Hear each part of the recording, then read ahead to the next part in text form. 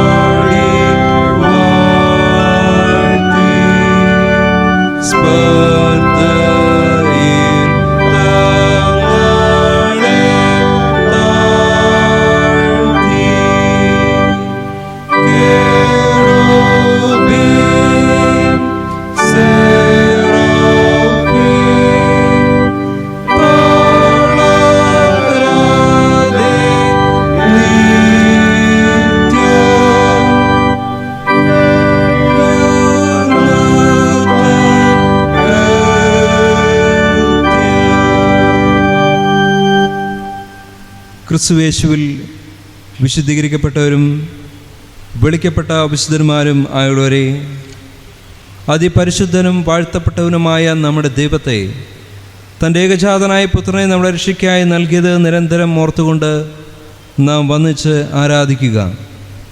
തൻ്റെ കൃപയുടെ വഴിച്ചലിൽ നമുക്ക് വേണ്ടി മരിച്ചടക്കപ്പെടുകയും ദൈവശക്തിയാൽ തേജസ് ഉയർപ്പിക്കപ്പെടുകയും ചെയ്ത അമൂല്യ സ്നേഹമുള്ള നമ്മുടെ പ്രിയ കർത്താവായ യേശു ക്രിസ്തുവിനും നമുക്ക് സ്തോത്രവും ബഹുമാനവും അർപ്പിക്കാം. തൻ്റെ മരണമുഖാന്തരം ജീവങ്കിലേക്ക് കടന്നു വന്നിട്ടുള്ള നമുക്ക് നമ്മുടെ രക്ഷിതാവിനെ ഈ നാഴികയിലും നമ്മുടെ ആയുഷ്കാലം മുഴുവനും സ്തുതിച്ച് ആരാധിക്കാം.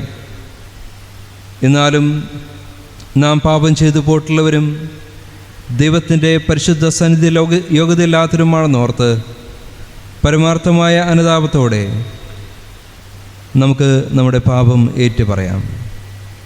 നമുക്കെല്ലാവർക്കും ഇരിക്കാം. നമ്മുടെ ജീവിതത്തിൽ അറിഞ്ഞുകൊണ്ടും അറിയാതെയും വന്നു പോയിരിക്കുന്ന എല്ലാവിധമായിട്ടുള്ള തെറ്റുകളെയും കുറ്റങ്ങളെയും കുറവുകളെയും നമുക്ക് ഈ സമയത്ത് ദൈവത്തിൻ്റെ സന്നിധിയിൽ അല്പസമയം മൗനമായി ഏറ്റുപറയാം. നമ്മെ തന്നെ ദൈവത്തിൻ്റെ സന്നിധിയിൽ പൂർണ്ണമായി വിനയപ്പെടുത്തിക്കൊണ്ട് അനുതാപ ഹൃദയത്തോടുകൂടി പടുസിലെ 9-ാമത്തെ ഗീതം നമുക്ക് പാടാം. എഴുന്നു ഞാൻ, എഴുന്നു ഞാൻ.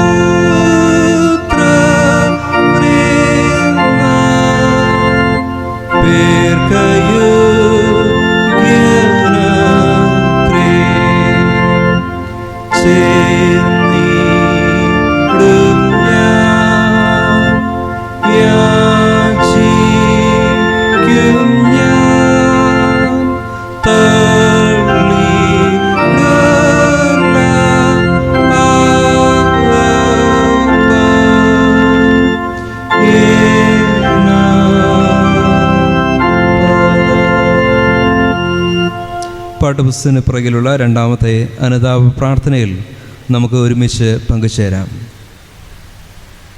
ദൈവമേ, നിത്യനും സർവശക്തനുമായ പിതാവേ, ഞങ്ങൾ അധമ പാപികളും സ്വഭാവേന ദോഷത്തിലേക്ക് ലാഞ്ചനയുള്ളവരുമാകുന്നുവെന്ന് സ്വീകരിച്ചു കൊള്ളുന്നു.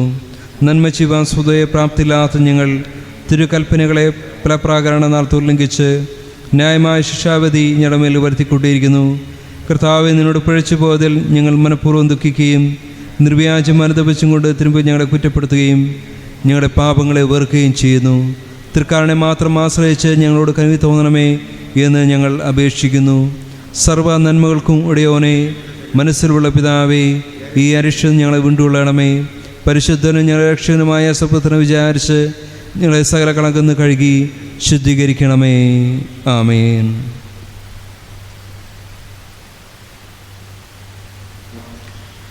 പാപങ്ങളെ ഓർത്ത് ദുഃഖിച്ച് ദൈവകരുണയും പാപമോചനവും അന്വേഷിക്കുന്ന നിങ്ങളെല്ലാവരും സുവിശേഷത്തിലെ ആശ്വാസവചനം കേട്ടുകൊള്ളുവിൻ. കർത്താവ് താൻ തന്നെ നിങ്ങളോട് ഇപ്രകാരം പറയുന്നു: എൻ്റെ അടുക്കൽ വരുന്നവനെ ഞാനൊരു പ്രകാരത്തിലും തള്ളിക്കളയുകയില്ല. നിങ്ങളുടെ പാപം ഇനി ഞാൻ ഓർക്കുകയുമില്ല. നിങ്ങളുടെ പാപം കടും ചുവപ്പായിരുന്നാലും ഹിമം പോലെ വെളുക്കും, രക്താംബരം പോലെ ചുവപ്പായിരുന്നാലും പഞ്ഞി പോലെ ആയിത്തീരും. ഞാൻ നിങ്ങൾക്ക് പുതിയൊരു ഹൃദയം തരും. ഞാൻ എൻ്റെ ആത്മാവിനെ നിങ്ങളുടെ ഉള്ളിലാക്കി നിങ്ങളെ എൻ്റെ ചട്ടങ്ങളിൽ നടക്കുമാറാക്കും. നിങ്ങളെൻ്റെ വിധികളെ പ്രമാണിച്ചനുസരിക്കുകയും ചെയ്യും. എന്നാൽ അനുതാപമില്ലാത്തവരോട് ദൈവത്തിൻ്റെ അരുളപ്പാട് ഇപ്രകാരമാകുന്നു: അരുളി ചെയ്യുന്നവനെ നിരസിക്കാതിരിപ്പാൻ നോക്കുവിൻ. ഭൂമിയിൽ അരുളി ചെയ്തവനെ നിരസിച്ചവർ തെറ്റിയൊഴിയാതിരുന്നുവെങ്കിൽ സ്വർഗത്തിൽ നിന്ന് അരുളി ചെയ്തവനെ നാം വിട്ടുമാറിയാൽ എത്രയധികം. എന്നാണ് ദുഷ്ടൻ്റെ മരണത്തിലല്ല, ദുഷ്ടൻ തൻ്റെ വഴി വിട്ട് തിരിഞ്ഞ് ജീവിക്കുന്നതിലത്രേ എനിക്കിഷ്ടമുള്ളത് എന്ന് യഹോവയായ കർത്താവിൻ്റെ അരുളപ്പാട്. ആമേൻ. നമുക്കെല്ലാവർക്കും എഴുന്നേറ്റ് നിൽക്കാം. ദൈവത്തിന് സ്തോത്രം അർപ്പിച്ച് പ്രാർത്ഥിക്കാം.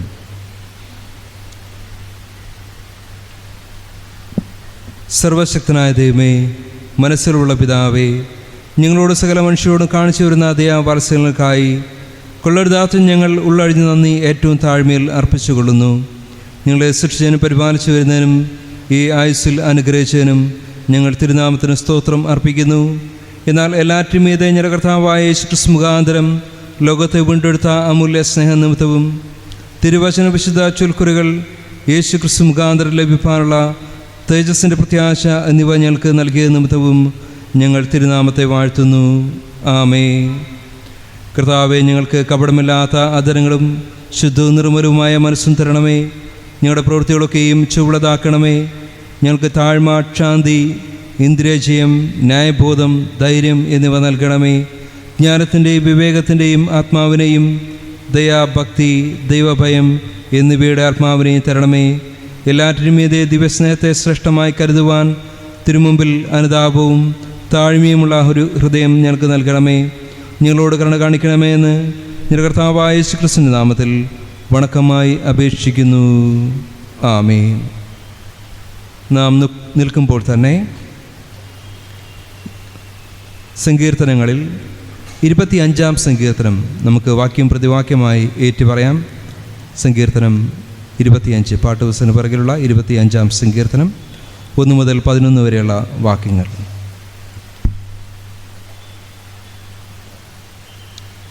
യഹോവേ, നിങ്ങളിലേക്ക് ഞാൻ മനസ്സുയർത്തുന്നു. ഞാൻ ലജ്ജിച്ചു പോകരുതേ. നിന്നെ കാത്തിരിക്കുന്ന ഒരുത്തനും ലജ്ജിച്ചു പോകുകയില്ല. യഹോവേ, നിന്റെ വഴികളെ എന്നെ അറിയിക്കണമേ. നിന്റെ സത്യത്തിൽ എന്നെ നടത്തി എന്നെ പഠിപ്പിക്കണമേ. നീ എൻ്റെ രക്ഷയുടെ ദൈവമാകുന്നുവല്ലോ. യഹോവേ, നിന്റെ കരുണയും ദയയും ഓർക്കണമേ.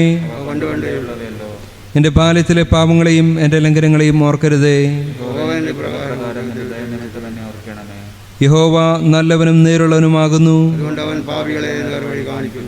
സൗമ്യതയുള്ളവരെ അവൻ ന്യായത്തിൽ നടത്തുന്നു. യഹോവയുടെ നിയമങ്ങളും സാക്ഷ്യങ്ങളും പ്രമാണിക്കുന്നവർക്ക് യഹോവേ, എൻ്റെ അകൃത്യം വലിയത്. ആമേൻ. എല്ലാവർക്കും ഇരിക്കാം.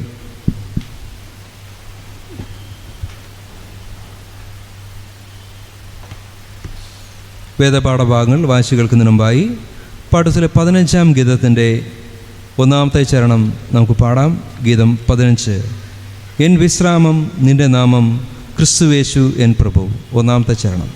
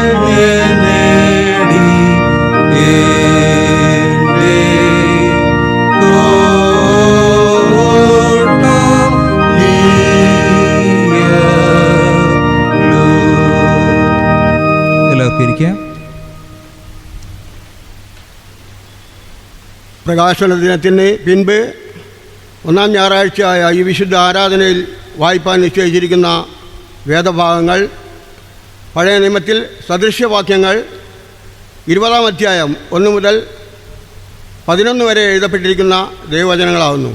സദൃശ്യവാക്യങ്ങൾ 20-ാം അധ്യായം 1 മുതൽ 11 വരെ എഴുതപ്പെട്ടിരിക്കുന്ന ദൈവവചനങ്ങളെ കേട്ടുകൊള്ളുക.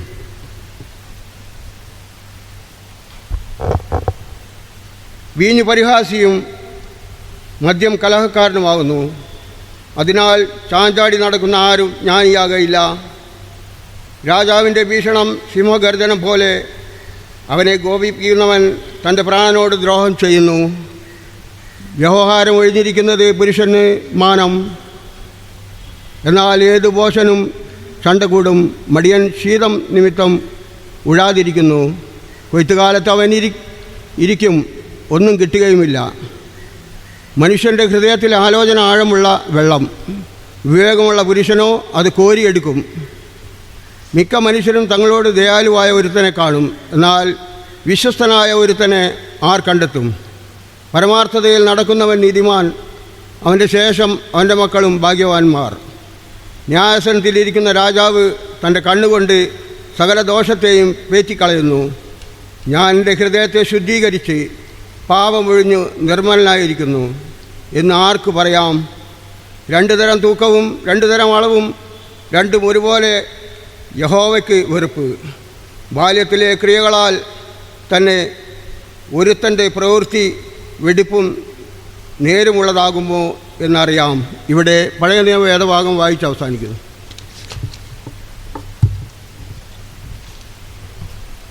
പുതിയ നിയമ വേദപാഠഭാഗം വായിച്ചു കേൾക്കുന്നതിന് മുമ്പായി നാം പാടിയ 15-ാം ഗീതത്തിൻ്റെ 2-ാമത്തെ ചരണം പാടാം. 15-ാം ഗീതത്തിൻ്റെ 2-ാമത്തെ ചരണം. എങ്ങുമെന്നും നീയേവെന്നും വാണുകൊണ്ടിരിക്കുന്നവൻ.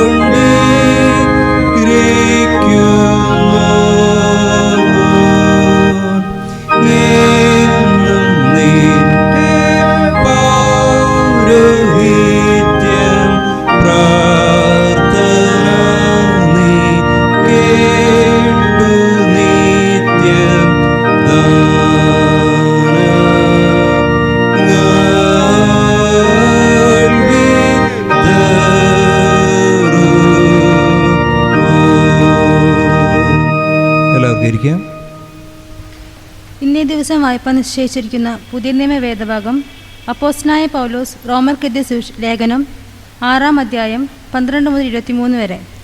റോമർ 6-ന്റെ 12 മുതൽ 23 വരെ. ആകയാൽ പാപം നിങ്ങളുടെ മർത്യശരീരത്തിൽ അതിൻ്റെ മോഹങ്ങളെ അനുസരിക്കുമാറ് എന്ന് വാഴരുത്. നിങ്ങളുടെ അവയവങ്ങളെ അനീതിയുടെ ആയുധങ്ങളായി പാപത്തിന് സമർപ്പിക്കുകയും അരുത്. നിങ്ങളെ തന്നെ മരിച്ചിട്ട് ജീവിക്കുന്നവരായും നിങ്ങളുടെ അവയവങ്ങളെ നീതിയുടെ ആയുധങ്ങളായും ദൈവത്തിന് സമർപ്പിച്ചു കൊള്ളുവിൻ.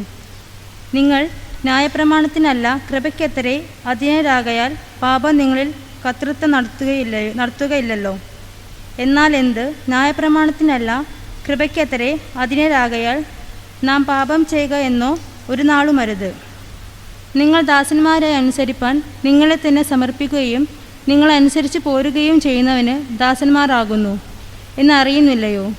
ഒന്നെങ്കിൽ മരണത്തിനായി പാപത്തിൻ്റെ ദാസന്മാർ, അല്ലെങ്കിൽ നീതിക്കായി അനുസരണത്തിൻ്റെ ദാസന്മാർ തന്നെ. എന്നാൽ നിങ്ങൾ പാപത്തിൻ്റെ ദാസന്മാരെന്നായിരുന്നുവെങ്കിലും നിങ്ങളെ പഠിപ്പിച്ച് ഉപദേശ രൂപത്തെ ഹൃദയപൂർവ്വം അനുസരിച്ച് പാപത്തിൽ നിന്ന് സ്വാതന്ത്ര്യം ലഭിച്ച് നീതിക്ക് ദാസന്മാരായി തീർന്നതുകൊണ്ട് ദൈവത്തിന് സ്തോത്രം. നിങ്ങളുടെ ജഡത്തിൻ്റെ ബലഹീനത നിമിത്തം ഞാൻ മനുഷ്യരീതിയിൽ പറയുന്നു. നിങ്ങളുടെ അവയവങ്ങളെ അധർമ്മത്തിനായി അശുദ്ധിക്കും അധർമ്മത്തിനും അടിമകളാക്കി സമർപ്പിച്ചതുപോലെ ഇപ്പോൾ നിങ്ങളുടെ അവയവങ്ങളെ വിശുദ്ധീകരണത്തിനായി നീതിക്ക് അടിമകളാക്കി സമർപ്പിൻ. നിങ്ങൾ പാപത്തിന് ദാസന്മാരായിരുന്നപ്പോൾ നീതിയെ സംബന്ധിച്ച് സ്വതന്ത്രനായിരുന്നുവല്ലോ. നിങ്ങൾക്ക് അന്ന് ഏതൊരു ഫലമുണ്ടായിരുന്നു? ഇപ്പോൾ നിങ്ങൾക്ക് ലജ്ജ തോന്നുന്നത് തന്നെ. അതിൻ്റെ അവസാനം മരണമല്ലോ.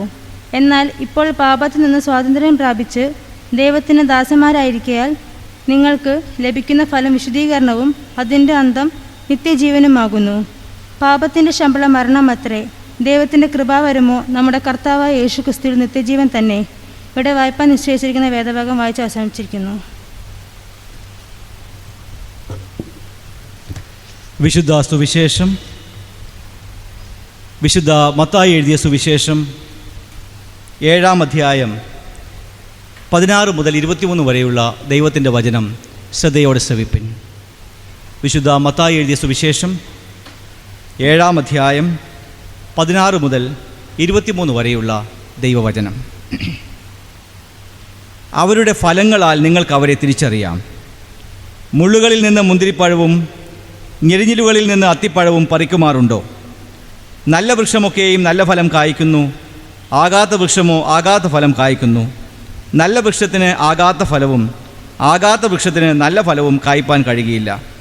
നല്ല ഫലം കായ്ക്കാത്ത വൃക്ഷമൊക്കെയും വെട്ടി തീയിലിടുന്നു. ആകയാൽ അവരുടെ ഫലത്താൽ നിങ്ങൾ അവരെ തിരിച്ചറിയും. എന്നോട് കർത്താവേ കർത്താവേ എന്ന് പറയുന്ന ഏവനുമല്ല, സ്വർഗസ്ഥനായ എൻ്റെ പിതാവിൻ്റെ ഇഷ്ടം ചെയ്യുന്നവനത്രേ സ്വർഗരാജ്യത്തിൽ കടക്കുന്നത്.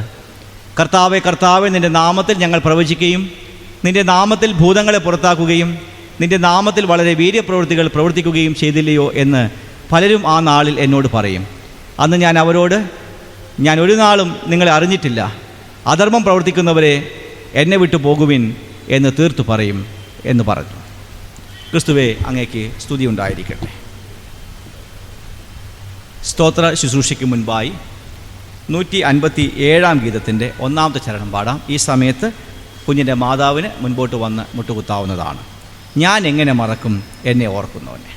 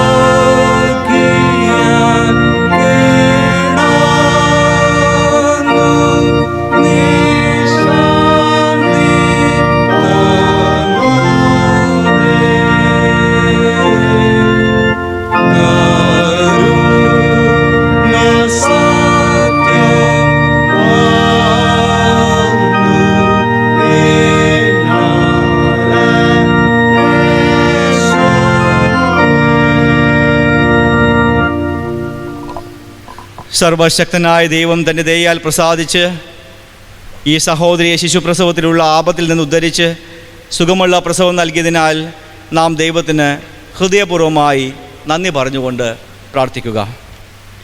സർവശക്തനും കാരുണ്യവാനുമായ പിതാവേ, ഇന്ന് തിരുസന്നിധിയിൽ വന്നിരിക്കുന്ന ഈ സഹോദരിയെ പ്രസവ സംബന്ധമായ അപകടങ്ങളിൽ നിന്ന് രക്ഷിച്ചതിൽ അവളോട് കാണിച്ചിരിക്കുന്ന കാരുണ്യമേറിയ സഹായം ഓർത്ത് ഞങ്ങൾ തിരുനാമത്തെ സ്തുതിക്കുന്നു. ഈ സഹോദരി നിന്നിൽ ആശ്രയിക്കുമാറാകട്ടെ. ഇവളെല്ലായ്പ്പോഴും തിരുഭയത്തിൽ ജീവിതം നയിപ്പാനും ഇപ്പോൾ തിരുസ്നാനം മുഖാന്തരം തൃക്കരങ്ങളിൽ ഭരമേൽപ്പിക്കുന്ന ശിശു നിൻ്റെ ദാനമാണെന്ന് ബോധിച്ച് അതിനെ ശരിയായ രീതിയിൽ വിലമതിപ്പാനും ദയാപൂർവം കടാക്ഷിക്കണമേ. വാത്സല്യ പിതാവേ, ഈ ശിശു സകല നന്മയിലും മുതിർന്നു വന്ന് മാതാപിതാക്കന്മാർക്ക് ആനന്ദം വരുത്തുവാനും ഒടുവിൽ എല്ലാവരും നിത്യമഹത്വത്തിന് അവകാശികളായി തീരുവാനും തുണയ്ക്കണമേ. സർവശക്തനായ ദൈവമേ, ഈ പ്രിയദാസിയെ അങ്ങയുടെ കരങ്ങളിലേക്ക് വീട്ടിൽ സമർപ്പിക്കുന്നു. തൻ്റെ സങ്കടങ്ങളിൽ ആശ്വസിപ്പിക്കുകയും ഇവൾ വിശ്വാസത്തിൽ നിന്ന് കൊള്ളുവാൻ തിരുവിഷ്ടം നിവർത്തിക്കുവാനും ഇവളുടെ സഞ്ചാര ദിവസങ്ങളിലൂടെ അന്ത്യത്തിൽ തേജസ്സുള്ള നിത്യജീവൻ പ്രാപിപ്പാനുമായി ഈ സഹോദരിയെ ശക്തീകരിക്കുകയും ചെയ്യണമെന്ന് ഞങ്ങളുടെ കർത്താവ് രക്ഷകനുമായ യേശു ക്രിസ്തുവിൻ്റെ നാമത്തിൽ യാചിക്കുന്നു. ആമേൻ. നമ്മുടെ കർത്താവായ യേശു ക്രിസ്തുവിൻ്റെ കൃപയും പിതാവായ ദൈവത്തിൻ്റെ സ്നേഹവും പരിശുദ്ധാത്മാവിൻ്റെ കൂട്ടായ്മയും കാവലും നാം എല്ലാവരുടെ കൂടെയും എക്കാലവും ഇരിക്കുമാറാകട്ടെ. ആമേൻ. തിരുസ്നാന ശുശ്രൂഷയ്ക്ക് മുൻപായി 116 ഗീതത്തിൻ്റെ ആദ്യത്തെ ചരണം പാടാം. ഈ സമയത്ത് പൈതലും മാതാപിതാക്കളും 2 മൂപ്പന്മാരും സാക്ഷികളായിട്ട് ഈ മുന്നോട്ട് വന്ന് നിൽക്കാവുന്നതാണ്. ഏകരക്ഷിത പ്രഭോ, നിൻ ക്ഷണത്താൽ ഞങ്ങൾ വന്നു.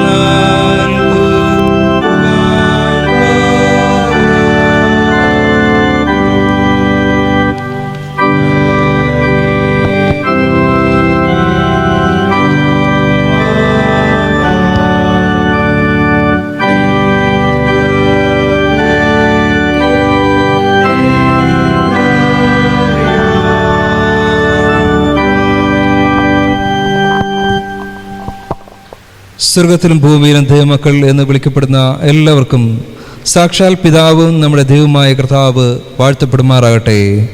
ആമേൻ. എല്ലാവർക്കും ഇരിക്കാം. പ്രിയമുള്ളവരെ, തിരുസ്നാനത്തിൻ്റെ സ്ഥാപന വചനങ്ങളെ കേൾപ്പിൻ. മത്തായി സുവിശേഷം 28-ാം അധ്യായത്തിൽ യേശു തൻ്റെ ശിഷ്യന്മാരോട് ഇപ്രകാരം പറയുന്നു: സ്വർഗത്തിലും ഭൂമിയിലും സകല അധികാരവും എനിക്ക് നൽകപ്പെട്ടിരിക്കുന്നു. ആകയാൽ നിങ്ങൾ പുറപ്പെട്ട പിതാവിൻ്റെയും പുത്രൻ്റെയും പരിശുദ്ധാത്മാവിൻ്റെയും നാമത്തിൽ സ്നാനം കഴിപ്പിച്ചും ഞാൻ നിങ്ങളോട് കൽപ്പിച്ചതൊക്കെയും പ്രമാണിപ്പാൻ തക്കവണ്ണം ഉപദേശം കൊണ്ട് സകല ജാതികളെയും ശിഷ്യരാക്കിക്കൊള്ളുവിൻ. വിശുദ്ധ സ്നാനത്താൽ നാം ദൈവത്തിൻ്റെ കൃപാ നിയമത്തിനും ക്രിസ്തീയ സഭയുടെ സംസർഗത്തിലും ചേർക്കപ്പെട്ടിരിക്കുന്നു. വിശുദ്ധ സ്നാനം പാപമോചനത്തിൻ്റെയും പരിശുദ്ധാത്മാ മുഖാന്തരമുള്ള പുനർജനത്തിൻ്റെ അടയാളവും ആചാരവുമാകുന്നു. സ്നാനത്തിൽ ശുദ്ധജലം കൊണ്ട് നമ്മുടെ ശരീരത്തിന് ശുദ്ധി വരുന്ന പ്രകാരം ക്രിസ്തുവിൻ്റെ രക്തത്താൽ നാം പാപത്തിൽ നിന്ന് ശുദ്ധീകരിക്കപ്പെടുന്നു. ഇതല്ലാതെ തിരുശരീരമാകുന്ന സഭയുടെ അംഗങ്ങളായി നീതിയോടും വിശുദ്ധിയോടും കൂടി ജീവിക്കേണ്ടതിന് നാം പരിശുദ്ധാത്മാവിനാൽ വിശുദ്ധീകരിക്കപ്പെടുകയും ചെയ്യുന്നു. പാപം സംബന്ധിച്ച് നാം മരിച്ചിരിക്കയാൽ ഇനി നീതിക്കായി ജീവിക്കുക. ക്രിസ്തുവിൻ്റെ മരണത്തിൽ പങ്കാളികളായി തീർന്ന സ്നാനത്താൽ നാം അവനോടുകൂടെ കുഴിച്ചിടപ്പെട്ടിരിക്കൊണ്ട് നാം അവനോട് കൂടെ ഉയർത്തുന്നേറ്റ് ജീവൻ്റെ പുതുക്കത്തിൽ നടക്കുവാൻ പഴയ മനുഷ്യനെ ക്രൂശിച്ച് പാപശരീരത്തെ മുഴുവനും തീരെ ഉപേക്ഷിച്ച് കളയുക. കാൺമിൻ, നാം ദൈവമക്കൾ എന്ന് വിളിക്കപ്പെടുവാനും നിത്യജീവന് അവകാശികൾ ആയിത്തീരുവാനും പിതാവ് നമുക്ക് എത്ര വലിയ സ്നേഹം നൽകിയിരിക്കുന്നു. ഇതേ വാഗ്ദാനം നമ്മുടെ മക്കൾക്കും നൽകപ്പെട്ടിരിക്കുന്നു. നമ്മുടെ രക്ഷകൻ ഇപ്രകാരം അരുളി ചെയ്യുന്നു: ശിശുക്കളെ എൻ്റെ അടുക്കൽ വരുവാൻ വിടുവിൻ, അവരെ തടുക്കരുത്, ദൈവരാജ്യം ഇങ്ങനെ ഉള്ളവരുടേതല്ലോ. പിന്നെ അവൻ അവരെ അണച്ച് അവരുടെ മേൽ കൈവച്ച് അവരെ അനുഗ്രഹിച്ചു. കർത്താവിൽ പ്രിയമുള്ളവരെ, നിങ്ങൾ ദൈവത്തിൽ ആശ്രയിച്ചുകൊണ്ട് ഈ ശിശുവിനെ കർത്താവിനെ സമർപ്പിപ്പാനും നിത്യതയോളം അവനെ മുതലായിരിക്കാൻ തൃക്കരങ്ങളിൽ പരമേൽപ്പിപ്പാനും ആകുന്നുവല്ലോ സ്നാനത്തിനായി കൊണ്ടുവന്നിരിക്കുന്നത്. അതുകൊണ്ട് പ്രിയ മാതാപിതാക്കന്മാരെ, നിങ്ങളും ഈ സ്നാനത്തിന് സാക്ഷികളായുള്ളവരെ, നിങ്ങളും തിരുസ്നാന മുഖാന്തരം ദൈവം ഈ കുഞ്ഞിനോട് ചെയ്ത നിയമത്തെ, ഈ കുട്ടിയെ ഓർമ്മപ്പെടുത്തേണ്ടത് നിങ്ങളുടെ കടമയാകുന്നു. ദൈവം വിശുദ്ധ സ്നാനത്താൽ ഈ ശിശുവിനെ തൻ്റെ കുട്ടിയായും സർവ്വ വാഗ്ദാനങ്ങൾക്കും അവകാശിയായും കൈക്കൊണ്ടിരിക്കുന്നത് നിമിത്തം ഈ കുഞ്ഞ് അഭക്തിയും പ്രപഞ്ച മോഹവും വർജിച്ച് ദൈവത്തിൻ്റെ തിരുവിഷ്ടത്തിന് തന്നെ വിധേയപ്പെടുത്തുവാനും നീതിയിൽ അവനെ സേവിപ്പാനും ഇതിനോട് പറയേണ്ടത് നിങ്ങളുടെ ചുമതലയാകുന്നു. നമുക്ക് പ്രാർത്ഥനയ്ക്കായിട്ട് എല്ലാവർക്കും എഴുന്നേറ്റ് നിൽക്കാം. പ്രിയ പിതാവേ, മനുഷ്യ സന്താനങ്ങളൊക്കെയും എന്ന പോലെ ഈ പൈതലും പാപത്തിൽ ജനിച്ചിരിക്കുക. ഞങ്ങൾ ഈ പൈതലിന് വേണ്ടി പ്രാർത്ഥിക്കുന്നു. ഈ പൈതലിനെ കരുണയോടെ കടാക്ഷിച്ച് സ്വന്തം പൈതലായി കൈക്കൊള്ളണമെന്ന് ഞങ്ങൾ യാചിക്കുന്നു. ഈ പൈതൽ തിരുനാമത്തിൻ്റെ മഹത്വീകരണത്തിനായും മാതാപിതാക്കന്മാരുടെ സന്തോഷത്തിനായും വളർന്നു വരുവാൻ കൃപയുണ്ടാകണമേ. ആമേൻ. ത്രിയേക ദൈവത്തിലുള്ള വിശ്വാസം നമുക്ക് ചേർന്ന് പ്രഖ്യാപിക്കാം. അപ്പോസ്തല വിശ്വാസ പ്രമാണം. സ്വർഗങ്ങൾക്കും ഭൂമിക്കും സൃഷ്ടാവായി സർവശക്തനായിരിക്കുന്ന പിതാവ് ദൈവത്തിൽ നിന്ന് ഞാൻ വിശ്വസിക്കുന്നു. അവൻ്റെ ഏകപുത്രനായി നമ്മുടെ കർത്താവായ യേശു ക്രിസ്തുവിനും ഞാൻ വിശ്വസിക്കുന്നു. അവൻ പരിശുദ്ധാത്മാവിനാൽ മറിയ എന്ന കന്യകയിൽ ഉൽപാദനായി ജനിച്ചു. പൊതിയോസ് പിലാത്തോസിൻ്റെ കീഴിൽ കഷ്ടപ്പെട്ടു, ക്രൂശിക്കപ്പെട്ടു, മരിച്ചു, അടക്കപ്പെട്ടു, പാതാളത്തിലേക്ക് ഇറങ്ങി, മൂന്നാം ദിവസം എഴുന്നേറ്റു, സ്വർഗാരോഹണമായി സർവശക്തിയുള്ള പിതാവായ ദൈവത്തിൻ്റെ വലതുഭാഗത്തിരിക്കുന്നു. അവിടുന്ന് ജീവിക്കുന്നവരെയും മരിച്ചവരെയും ന്യായം വിധിപ്പാൻ വരികയും ചെയ്യും. പരിശുദ്ധാത്മാവിലും വിശുദ്ധന്മാരുടെ കൂട്ടായ്മയാകുന്ന ശുദ്ധ സാധാരണ സഭയിലും പാപമോചനത്തിലും ശരീരത്തോടെ ജീവിച്ചെഴുന്നേൽക്കലിലും നിത്യജീവെങ്കിലും ഞാൻ വിശ്വസിക്കുന്നു. ആമേൻ. സഭയ്ക്ക് ഇരിക്കാം. പ്രിയ മാതാപിതാക്കളെ, ഈ വിശ്വാസത്തിനനുസരിച്ച് നിങ്ങളുടെ ശിശുവിന് തിരുസ്നാനവും ബാലശിശയും ലഭിക്കാൻ നിങ്ങൾക്ക് മനസ്സുണ്ടോ? ഉണ്ടെങ്കിൽ ഈ സഭയുടെ മുൻപാകെ ഞങ്ങൾക്ക് മനസ്സുണ്ടെന്ന് പറയുക. നിങ്ങൾ ഈ പൈതലിൻ്റെ പേർക്കും ഈ പൈതലിന് വേണ്ടിയും പിശാചിനോട് ചെറുത്തും ലോകത്തെ വെറുത്തും ജഡത്തെ ജയിച്ചും കൂടി ജീവിക്കുന്നതിന് നിങ്ങളെ തന്നെ ദൈവത്തിന് വീണ്ടും പ്രതിഷ്ഠിപ്പാൻ നിങ്ങൾക്ക് മനസ്സുണ്ടോ? ഉണ്ടെങ്കിൽ ഞങ്ങളെ തന്നെ വീണ്ടും പ്രതിഷ്ഠിച്ചുകൊള്ളുന്നു എന്ന് പറയും. ഈ പൈതൽ ദൈവത്തിന് സ്വന്തമായിരിക്കാൻ ഈ പൈതലിനെ നിങ്ങൾ ദൈവത്തിന് ഏൽപ്പിച്ചു കൊടുക്കുമോ? ഈ പൈതൽ തൻ്റെ രക്ഷകനെ സ്നേഹിച്ച് പിന്തുടരുവാൻ ഈ പൈതലിനെ അഭ്യസിപ്പിക്കുമെന്ന് നിങ്ങൾ വാഗ്ദാനം ചെയ്യുന്നുവോ? ഉണ്ടെങ്കിൽ ഞങ്ങൾക്ക് മനസ്സുണ്ടെന്ന് പറയാം. ഈ തിരുസ്നാനത്തിന് സാക്ഷികളായുള്ളവരെ, ഈ ശിശു സ്ഥിരീകരണ സമയത്ത് താൻ തന്നെ സ്നാനനിയമത്തെ പുതുക്കി സഭയുടെ സമ്പൂർണ്ണ സംസർഗത്തിൽ പ്രവേശിക്കുന്നതുവരെ ഈ പൈതലിന് സഭയുടെ നാമത്തിൽ ക്രിസ്തീയ ബാലശിഷ്യയ്ക്ക് സഹായം നൽകി ഉപദേശത്താലും ദൃഷ്ടാന്തത്താലും ഈ പൈതലിനെ വഴി നടത്തുമെന്ന് വാഗ്ദാനം ചെയ്യുവാൻ നിങ്ങൾക്ക് മനസ്സുണ്ടോ? ഉണ്ടെങ്കിൽ ഞങ്ങൾ വാഗ്ദാനം ചെയ്യുന്നെന്ന് പറയുക. സഭയ്ക്ക് എഴുന്നേറ്റ് നിൽക്കാം. മൗനമായിട്ട് ഈ പൈതലിനു വേണ്ടി പ്രാർത്ഥിക്കാം.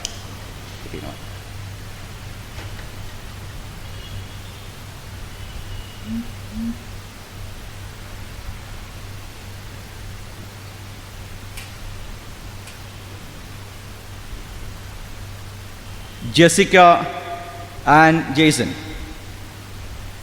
പിതാവിൻ്റെയും പുത്രൻ്റെയും പരിശുദ്ധാത്മാവിൻ്റെയും നാമത്തിൽ ഞാൻ നിന്നെ സ്നാനപ്പെടുത്തുന്നു. ജെസിക്ക ആൻഡ് ജെയ്സൺ, നമ്മുടെ കർത്താവായ യേശുക്രിസ്തുവിൻ്റെ പിതാവായ സർവശക്തനായ ദൈവം നിനക്ക് സൗജന്യമായി സമൃദ്ധിയായി അനുഗ്രഹങ്ങളും കൃപകളും നൽകി പരിശുദ്ധാത്മാവിനാൽ നിത്യജീവങ്കിലേക്ക് നിന്നെ ശക്തീകരിക്കുമാറാകട്ടെ. ആമേൻ. നാം പാടിയ 116-ാം ഗീതത്തിൻ്റെ അവസാനത്തെ ചരണം പാടാം. നിങ്ങളെ സമർപ്പിതം ആകെ പൈതലിൻ അവസ്ഥ.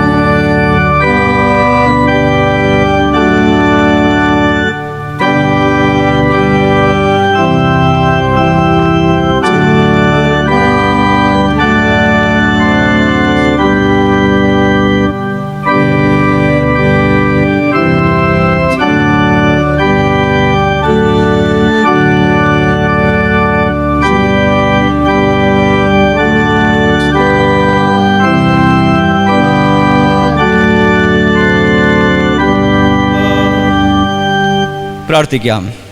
സ്വർഗീയ പിതാവ്, വിശുദ്ധ സ്നാനത്തിൽ ഈ പൈതലിനെ ക്രിസ്തുസഭയിൽ ചേർത്ത് കൊണ്ടതിനാലും സമൃദ്ധിയായ സ്വർഗീയ ഭാഗ്യങ്ങൾ വാഗ്ദാനം ചെയ്തതിനാലും ഞങ്ങൾ തിരുനാമത്തെ സ്തുതിക്കുന്നു. ഞങ്ങൾ ഈ പൈതലിനെ ഇപ്പോൾ വെള്ളം കൊണ്ട് സ്നാനപ്പെടുത്തിയതുപോലെ നീ പൈതലിനെ പരിശുദ്ധാത്മാവ് കൊണ്ട് സ്നാനപ്പെടുത്തണമേ. ഈ പൈതൽ സഭയുടെ തലയാകുന്ന ക്രിസ്തുവിലേക്ക് ഈ സകലത്തിലും വളരുവാൻ ഈ പൈതലിനെ തിരുസഭയുടെ ജീവനുള്ള അംഗമാക്കി തീർക്കണമേ.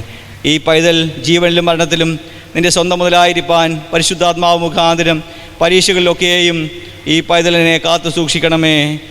ആമേൻ.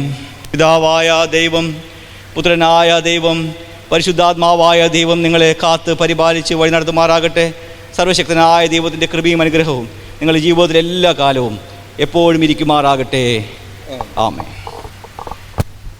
ഈ വിശുദ്ധ ശുശ്രൂഷയിൽ പങ്കെടുക്കുന്ന എല്ലാവരെയും ഞാൻ സ്നേഹത്തോടു കൂടെ സ്വാഗതം ചെയ്യുന്നു. സഭയെ അറിയിക്കുവാനുള്ള കാര്യങ്ങൾ എല്ലാ ദിവസവും വൈകുന്നേരം 8 മണിക്ക് കത്തീഡ്രൽ നൈറ്റ് പ്രേയേഴ്സ് പതിവായി നടന്നു വരുന്നുണ്ട്. എല്ലാ ആളുകൾക്കും അതിൽ പങ്കെടുക്കുവാൻ സാധിക്കും. സൂം ആപ്പ് വഴിയും live streaming, YouTube live streaming വഴിയും ഇതിൽ ഭാഗഭാക്കാകുവാനായിട്ട് നിങ്ങൾക്ക് സാധിക്കുന്നതാണ്. ശ്രീജന സഖ്യത്തിൻ്റെ ജനറൽ ബോഡി മീറ്റിംഗ് തിങ്കളാഴ്ച 3:30 മണിക്ക് നടത്തപ്പെടുന്നതാണ്. വിമൻസ് ഫെലോഷിപ്പിൻ്റെ സൂം പ്രയർ മീറ്റിങ്ങും ബൈബിൾ സ്റ്റഡിയും ചൊവ്വാഴ്ച രാവിലെ 11 മണിക്ക് നടത്തപ്പെടുന്നു. ഗോൾഡൻ ഏജ് ഫെലോഷിപ്പിൻ്റെ സൂം പ്രയർ മീറ്റിങ്ങും ബൈബിൾ സ്റ്റഡിയും ശനിയാഴ്ച വൈകുന്നേരം 4 മണിക്ക് നടത്തപ്പെടുന്നതാണ്. ഓൺലൈൻ കൺഫർമേഷൻ ക്ലാസ് എല്ലാ ചൊവ്വ വ്യാഴം ദിവസങ്ങളിൽ വൈകുന്നേരം 5 മണിക്ക് നടത്തപ്പെടുന്നു. കത്തീഡ്രൽ മോർണിംഗ് ബ്രീസിൻ്റെ ഓൺലൈൻ മോർണിംഗ് ബ്രീസ് എന്ന ഓൺലൈൻ സംരംഭം മെൻസ് ഫെലോഷിപ്പിൻ്റെ യൂട്യൂബ് ചാനലിൽ ലഭ്യമാണ്. രാവിലെ 7:30 മണിക്ക് അത് കാണുകയും അതിനെ പ്രോത്സാഹിപ്പിക്കുകയും ചെയ്യണമെന്ന് അഭ്യർത്ഥിക്കുന്നു. സീക്കീസ് ഓഫ് ഓർഡിനേഷൻ. മലബാർ മഹായിടവകയുടെ തീരുമാനപ്രകാരം നമ്മുടെ സഭാംഗവും കാട്ടാക്കൽ മിഷൻ പ്രയർ സെൻറ്ററിൽ ശുശ്രൂഷകനുമായിരിക്കുന്ന റവറൻ ഡീക്കൻ ബിജോലിന്ദ് ജോസഫിന് ദക്ഷിണേന്ത്യ സഭയുടെ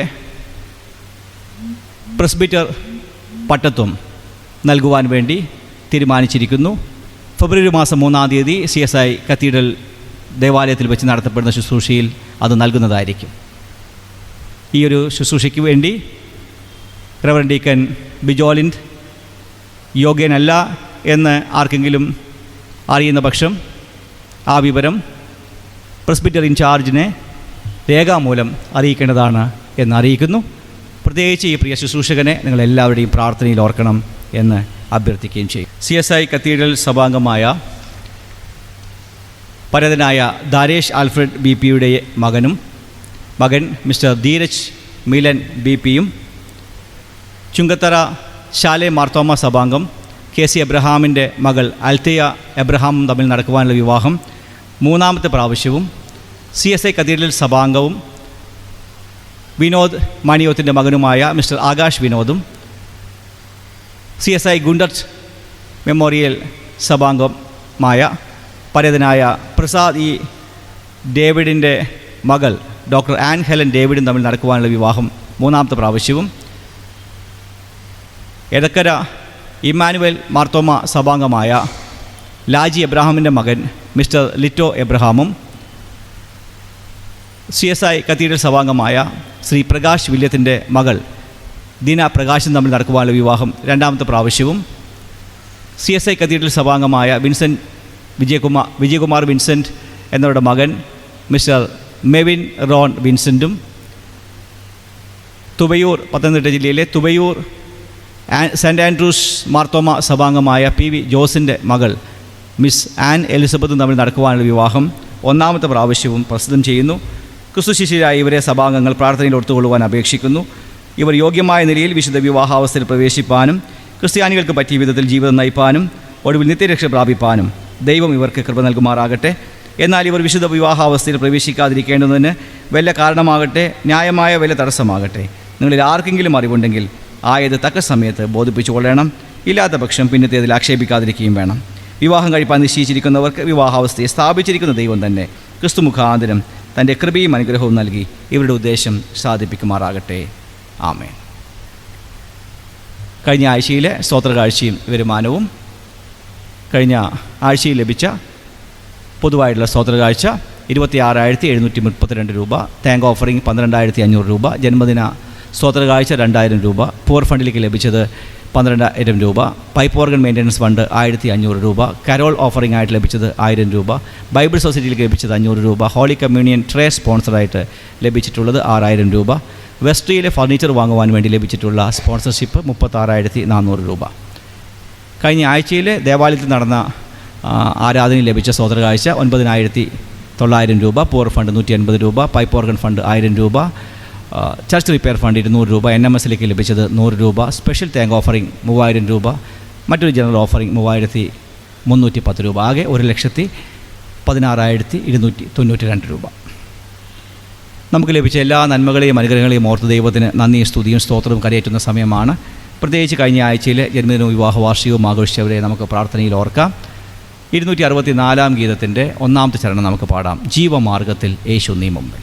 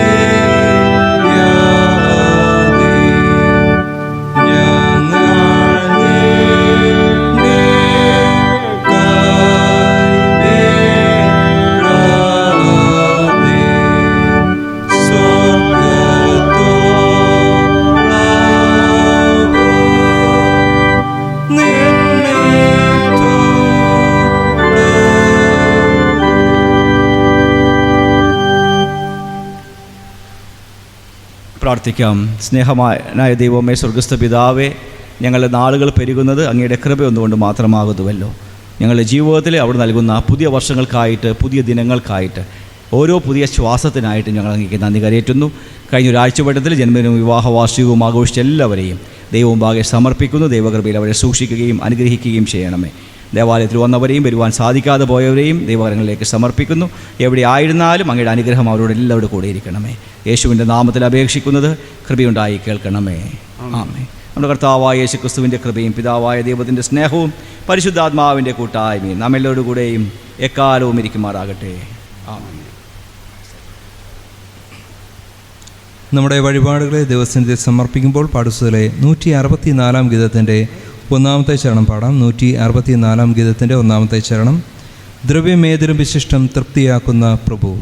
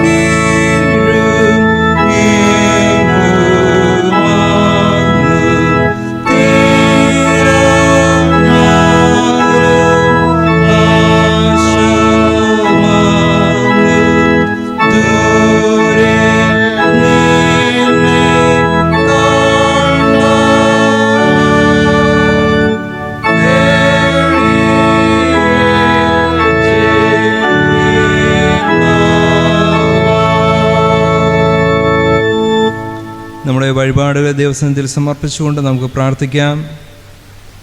ദൈവമേ, എല്ലാ നല്ല ദാനങ്ങളുടെയും ഉറവിടമായ സ്വർഗീയ പിതാവേ, ഇപ്പോൾ അർപ്പിച്ചിരിക്കുന്ന സഭയുടെ ഇളയ കാഴ്ചയെ വിശദീകരിച്ച് സുഗ്രാഹ്യമായ യാഗമായി സ്വീകരിച്ച് തിരുനാമത്തിന് മഹത്വത്തിനായി ഉപയോഗിക്കണമേ. പിതാവേ, ഞങ്ങളുടെ കർത്താവായ യേശുക്രിസ്തുവിന്റെ നാമത്തിൽ ഞങ്ങൾ യാചിക്കുന്നത് കൃപയോടെ കേൾക്കണമേ. ആമേൻ. എല്ലാവർക്കും ഇരിക്കാം. ഓരോരുവനും മറ്റുള്ളവർക്ക് വേണ്ടി പ്രാർത്ഥിക്കണമെന്ന് വിശുദ്ധ അപ്പോസ്തലന്മാർ മുഖാന്തരം നമ്മുടെ കർത്താവ് അരുളി ചെയ്തിരിക്കയാൽ നമുക്ക് പക്ഷപാതം ചെയ്ത് പ്രാർത്ഥിക്കാം. ഓരോ അപേക്ഷയുടെ പിന്നാലെ കർത്താവെ ഞങ്ങൾ കേൾക്കണമേ എന്ന് സഭയ്ക്ക് പ്രതിവാക്യമായി പറയാം. കർത്താവെ ഞങ്ങളെ കേൾക്കണമേ. സാർവത്രിക തിരുസഭയ്ക്ക് വേണ്ടി നാം പ്രാർത്ഥിക്കുക. സർവശക്തനും കാരുണ്യവാനുമായ ദൈവമേ, ഞങ്ങളുടെ കർത്താവായ യേശുക്രിസ്തുവിൻ്റെ പിതാവേ, പ്രിയപുത്രനെ വിചാരിച്ച് തിരുസഭയെ കൃപയോടെ കടാക്ഷിക്കണമേ. തിരുവചനത്തിൽ അടങ്ങിയിരിക്കുന്ന ശക്തി, നിർമ്മലത എന്നിവയെ കാത്തുകൊള്ളുവാൻ സഹായിക്കണമേ. പരിശുദ്ധാത്മാവിൻ്റെ സഹായം നൽകി തിരുസഭയുടെ സാക്ഷ്യം സഫലമാക്കണമേ. അന്യമാസർഗ വിശ്വാസവും മനസാന്തരം നൽകുകയും ഇസ്രായേലിൻ്റെ ചെറുപോയ ആളുകളെ ചേർത്തുകൊള്ളുകയും ചെയ്യണമേ. ഞെരുക്കത്തിലും പീഡനകളിലും ഇരിക്കുന്ന സഭകളെ ഞങ്ങൾ പ്രത്യേകം തിരുമുമ്പിൽ ഓർക്കുന്നു. ആ സഭകൾക്ക് ജ്ഞാനവും ഫലവും ലോകത്തെ ജയിക്കുന്ന ജയമായ വിശ്വാസവും നൽകണമേ. ആമേൻ. നമ്മുടെ സഭയ്ക്ക് വേണ്ടി നാം പ്രാർത്ഥിക്കുക. കർത്താവെ, ഞങ്ങളെല്ലാ മിഷൻ സംഘങ്ങളെയും സഭകളെയും ഐക്യസഭ മുഴുവനെയും അനുഗ്രഹിക്കണമേ. ഞങ്ങളുടെ സഭയുടെ മുപ്പയങ്ങളെയും പരിപാലന സംഘങ്ങളെയും സുനദോസിനെയും തിരുസേവയിലുള്ള എല്ലാ ശുശ്രൂഷകന്മാരെയും പ്രവർത്തകന്മാരെയും പരിശുദ്ധാത്മാവിനാൽ നടത്തണമേ. ആമേൻ. നമ്മുടെ കുടുംബങ്ങൾക്ക് വേണ്ടി നാം പ്രാർത്ഥിക്കുക. എല്ലാ ഭവനങ്ങളും കുടുംബങ്ങളും സമാധാനത്തിലും ഐക്യത്തിലും ഇരിപ്പാൻ സഹായിക്കണമേ. കുഞ്ഞുങ്ങളെയും വിദ്യാർത്ഥികളെയും പോറ്റി വളർത്തുവാൻ ഏർപ്പെട്ടുള്ളവരുടെ പ്രയത്നങ്ങളെ അനുഗ്രഹിക്കണമേ. ഞങ്ങളുടെ മക്കളുടെ മനസ്സ് പരിശുദ്ധാത്മാവിൻ്റെ പ്രണയാസത്തിലേക്ക് നടത്തണമേ. അനാഥർ, വിധവമാർ, അഗതികൾ, പീഡിതർ എന്നിവരെ കാത്തു പുലർത്തണമേ. രോഗികൾക്കും വയോവൃദ്ധന്മാർക്കും മരണം അടുത്തവർക്കും സമീപസ്ഥനാകണമേ. ആമേൻ. നമ്മുടെ രാജ്യത്തിന് വേണ്ടി നാം പ്രാർത്ഥിക്കുക. കൃപാനിധിയായ ദൈവമേ, കർത്താവേ, ഞങ്ങളുടെ മേലധികാരികളായ എല്ലാ ഭരണകർത്താക്കന്മാരെയും തൃക്കാവലിലും കൃപയിലും പരമേൽപ്പിച്ചു കൊള്ളുന്നു. ഞങ്ങളുടെ പ്രസിഡന്റ്, പ്രധാനമന്ത്രി, മുഖ്യമന്ത്രി എന്നിവരെ പരിപാലിച്ച് നടത്തണമേ. അധികാരസ്ഥന്മാരെ എല്ലാവർക്കും പക്ഷപാതം കൂടാതെ നീതിയോടെ ഞങ്ങളെ പരിപാലിച്ച് വിവേകം നൽകണമേ. ഞങ്ങളുടെ ഭാരതഭൂഖണ്ഡത്തെയും അതിലുള്ള നിവാസികളെല്ലാവരെയും അനുഗ്രഹിക്കണമേ. എല്ലാവരിലും കരുണയും സത്യവും സമാധാനവും നിലനിന്നു പോരുവാൻ തുണയ്ക്കണമേ. ആമേൻ.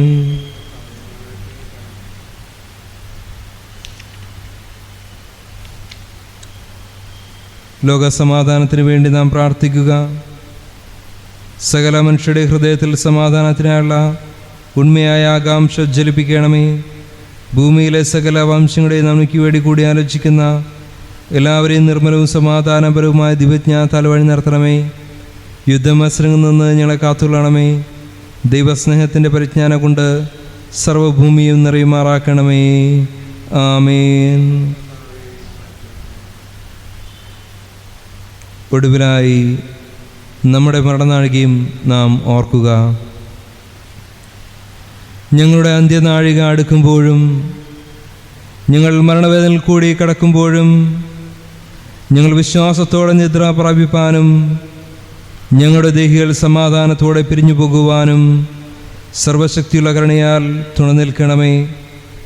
തിരുമുഖം കണ്ട് ആനന്ദിപ്പാനും സകല ദൂതന്മാരോടും തിരഞ്ഞെടുക്കപ്പെട്ട ദൈവങ്ങളോടും ഒന്നിച്ച് തിരുനാമത്തെ എന്നെന്നും വാഴ്ത്തി സ്തുതിച്ചുകൊണ്ടിരിപ്പാനും ആ മഹാദിനത്തിൽ ഞങ്ങളെ തേജോ രാജ്യത്തിൽ ചേർത്തുകൊള്ളണമേ. ആമേൻ. ആമേൻ.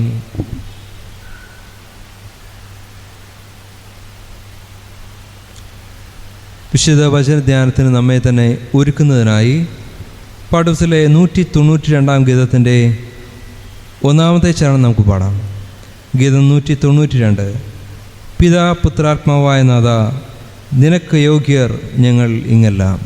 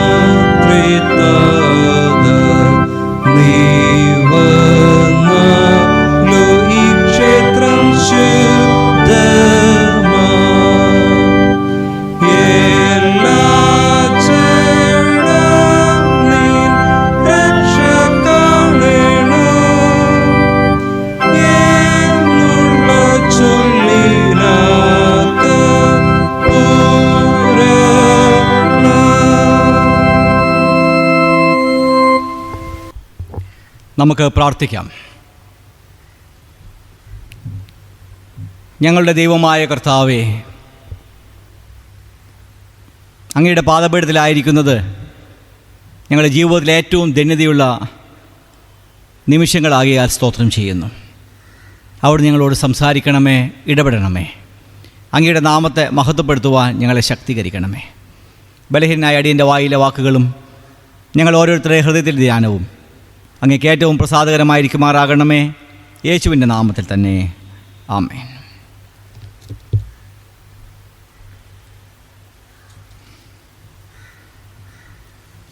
കർത്താവിൽ പ്രിയമുള്ളവരെ, ഭാരതത്തിൻ്റെ 2ാമത്തെ പ്രധാനമന്ത്രിയായിരുന്നു ലാൽ ബഹാദൂർ ശാസ്ത്രി. അദ്ദേഹം 1ാമത്തെ പാർലമെൻറ്റിൽ നെഹ്റു മന്ത്രിസഭയിലെ മന്ത്രിയായിരുന്നു. അദ്ദേഹത്തിൻ്റെ വകുപ്പ് റെയിൽവേ ആൻഡ് ട്രാൻസ്പോർട്ടേഷൻ.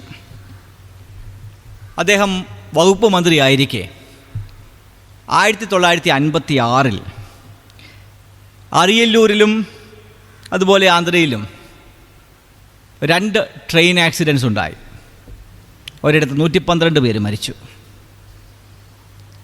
തുടരെ ഉണ്ടായ രണ്ടാമത്തെ ആക്സിഡൻറ്റിന് ശേഷം അദ്ദേഹം റെസിഗ്നേഷൻ ലെറ്റർ മന്ത്രിസഭയിൽ നിന്നും ധാർമ്മിക ഉത്തരവാദിത്വം സ്വീകരിച്ചുകൊണ്ട് മന്ത്രിസഭയിൽ നിന്നും രാജി കത്ത് നൽകി. ആദ്യത്തേത് സ്വീകരിച്ചില്ല.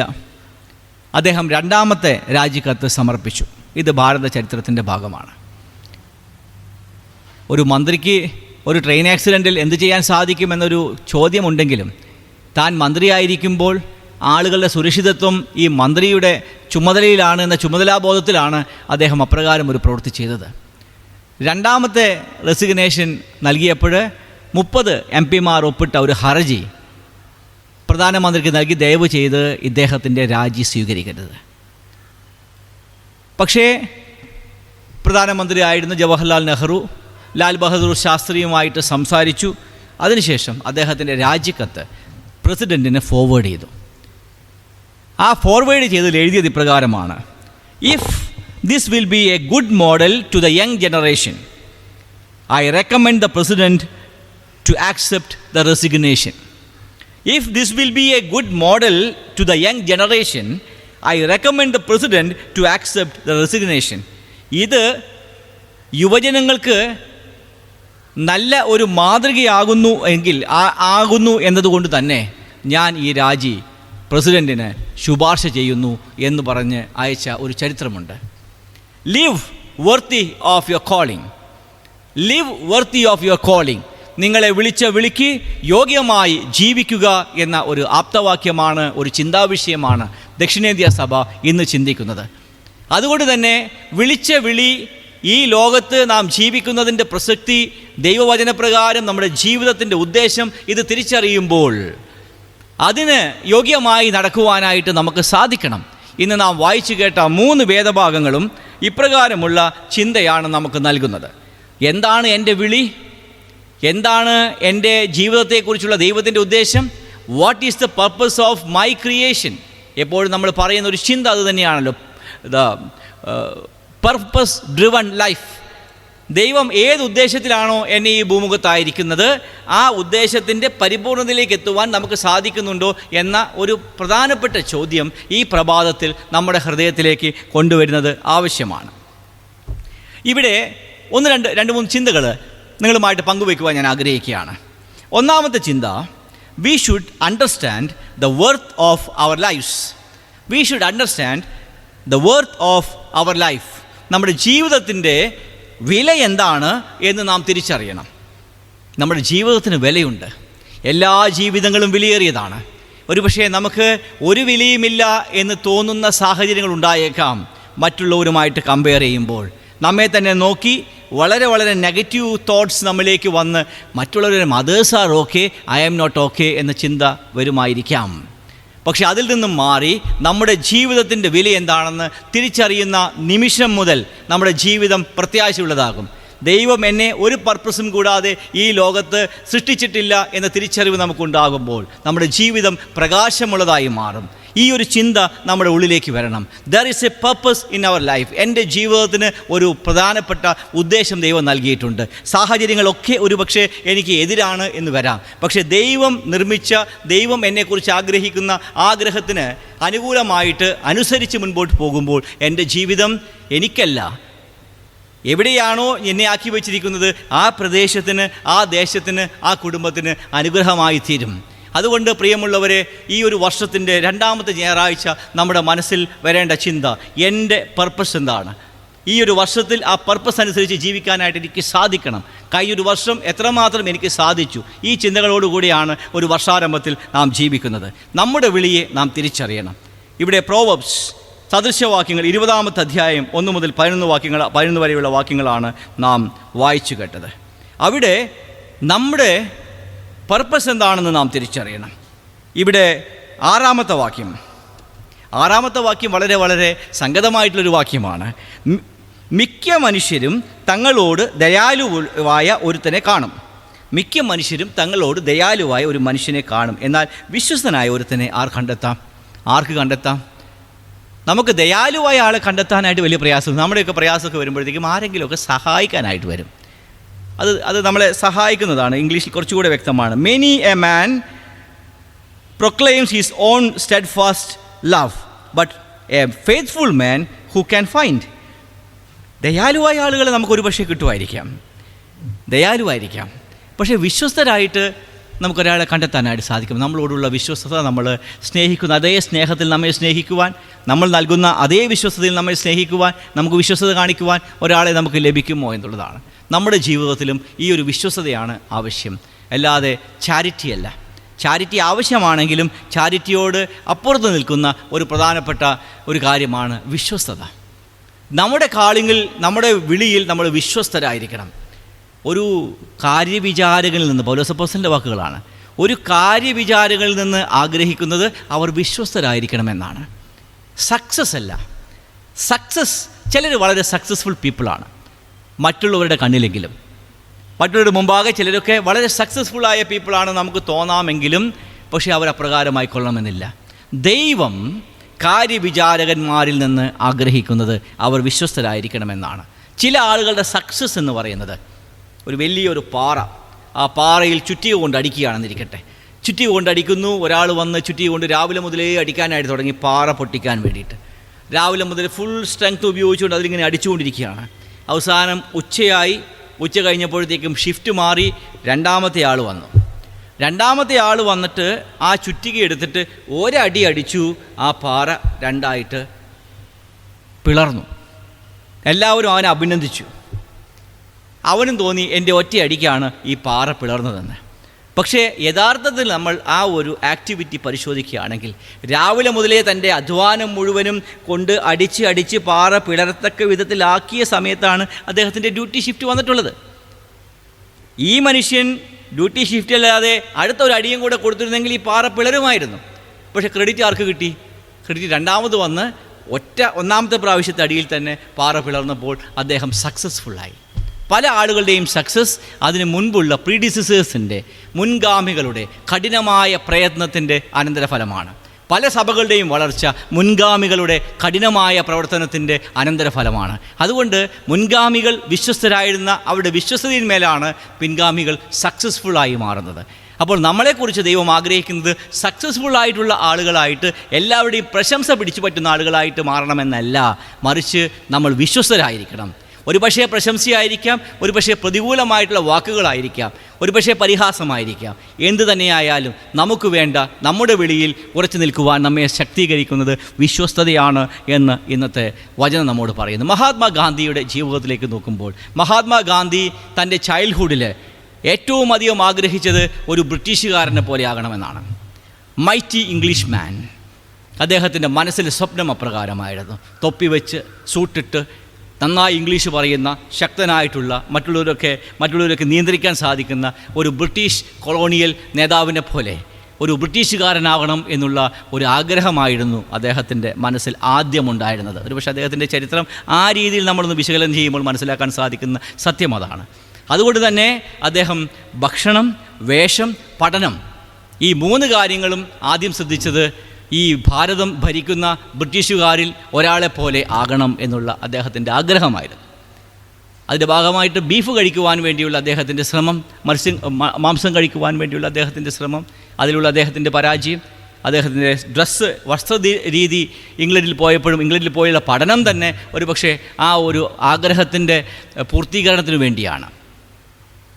വേഷം അപ്രകാരമായിരുന്നു. ചെറുപ്പത്തിലുള്ള ചൈൽഡ്ഹുഡ് ഡ്രസ്സ് എല്ലാം നോക്കിയാൽ നമുക്ക് മനസ്സിലാക്കാൻ സാധിക്കും ഒരു ഇംഗ്ലീഷ് വസ്ത്രധാരണത്തിലേക്കുള്ള അദ്ദേഹത്തിൻ്റെ ആഗ്രഹം.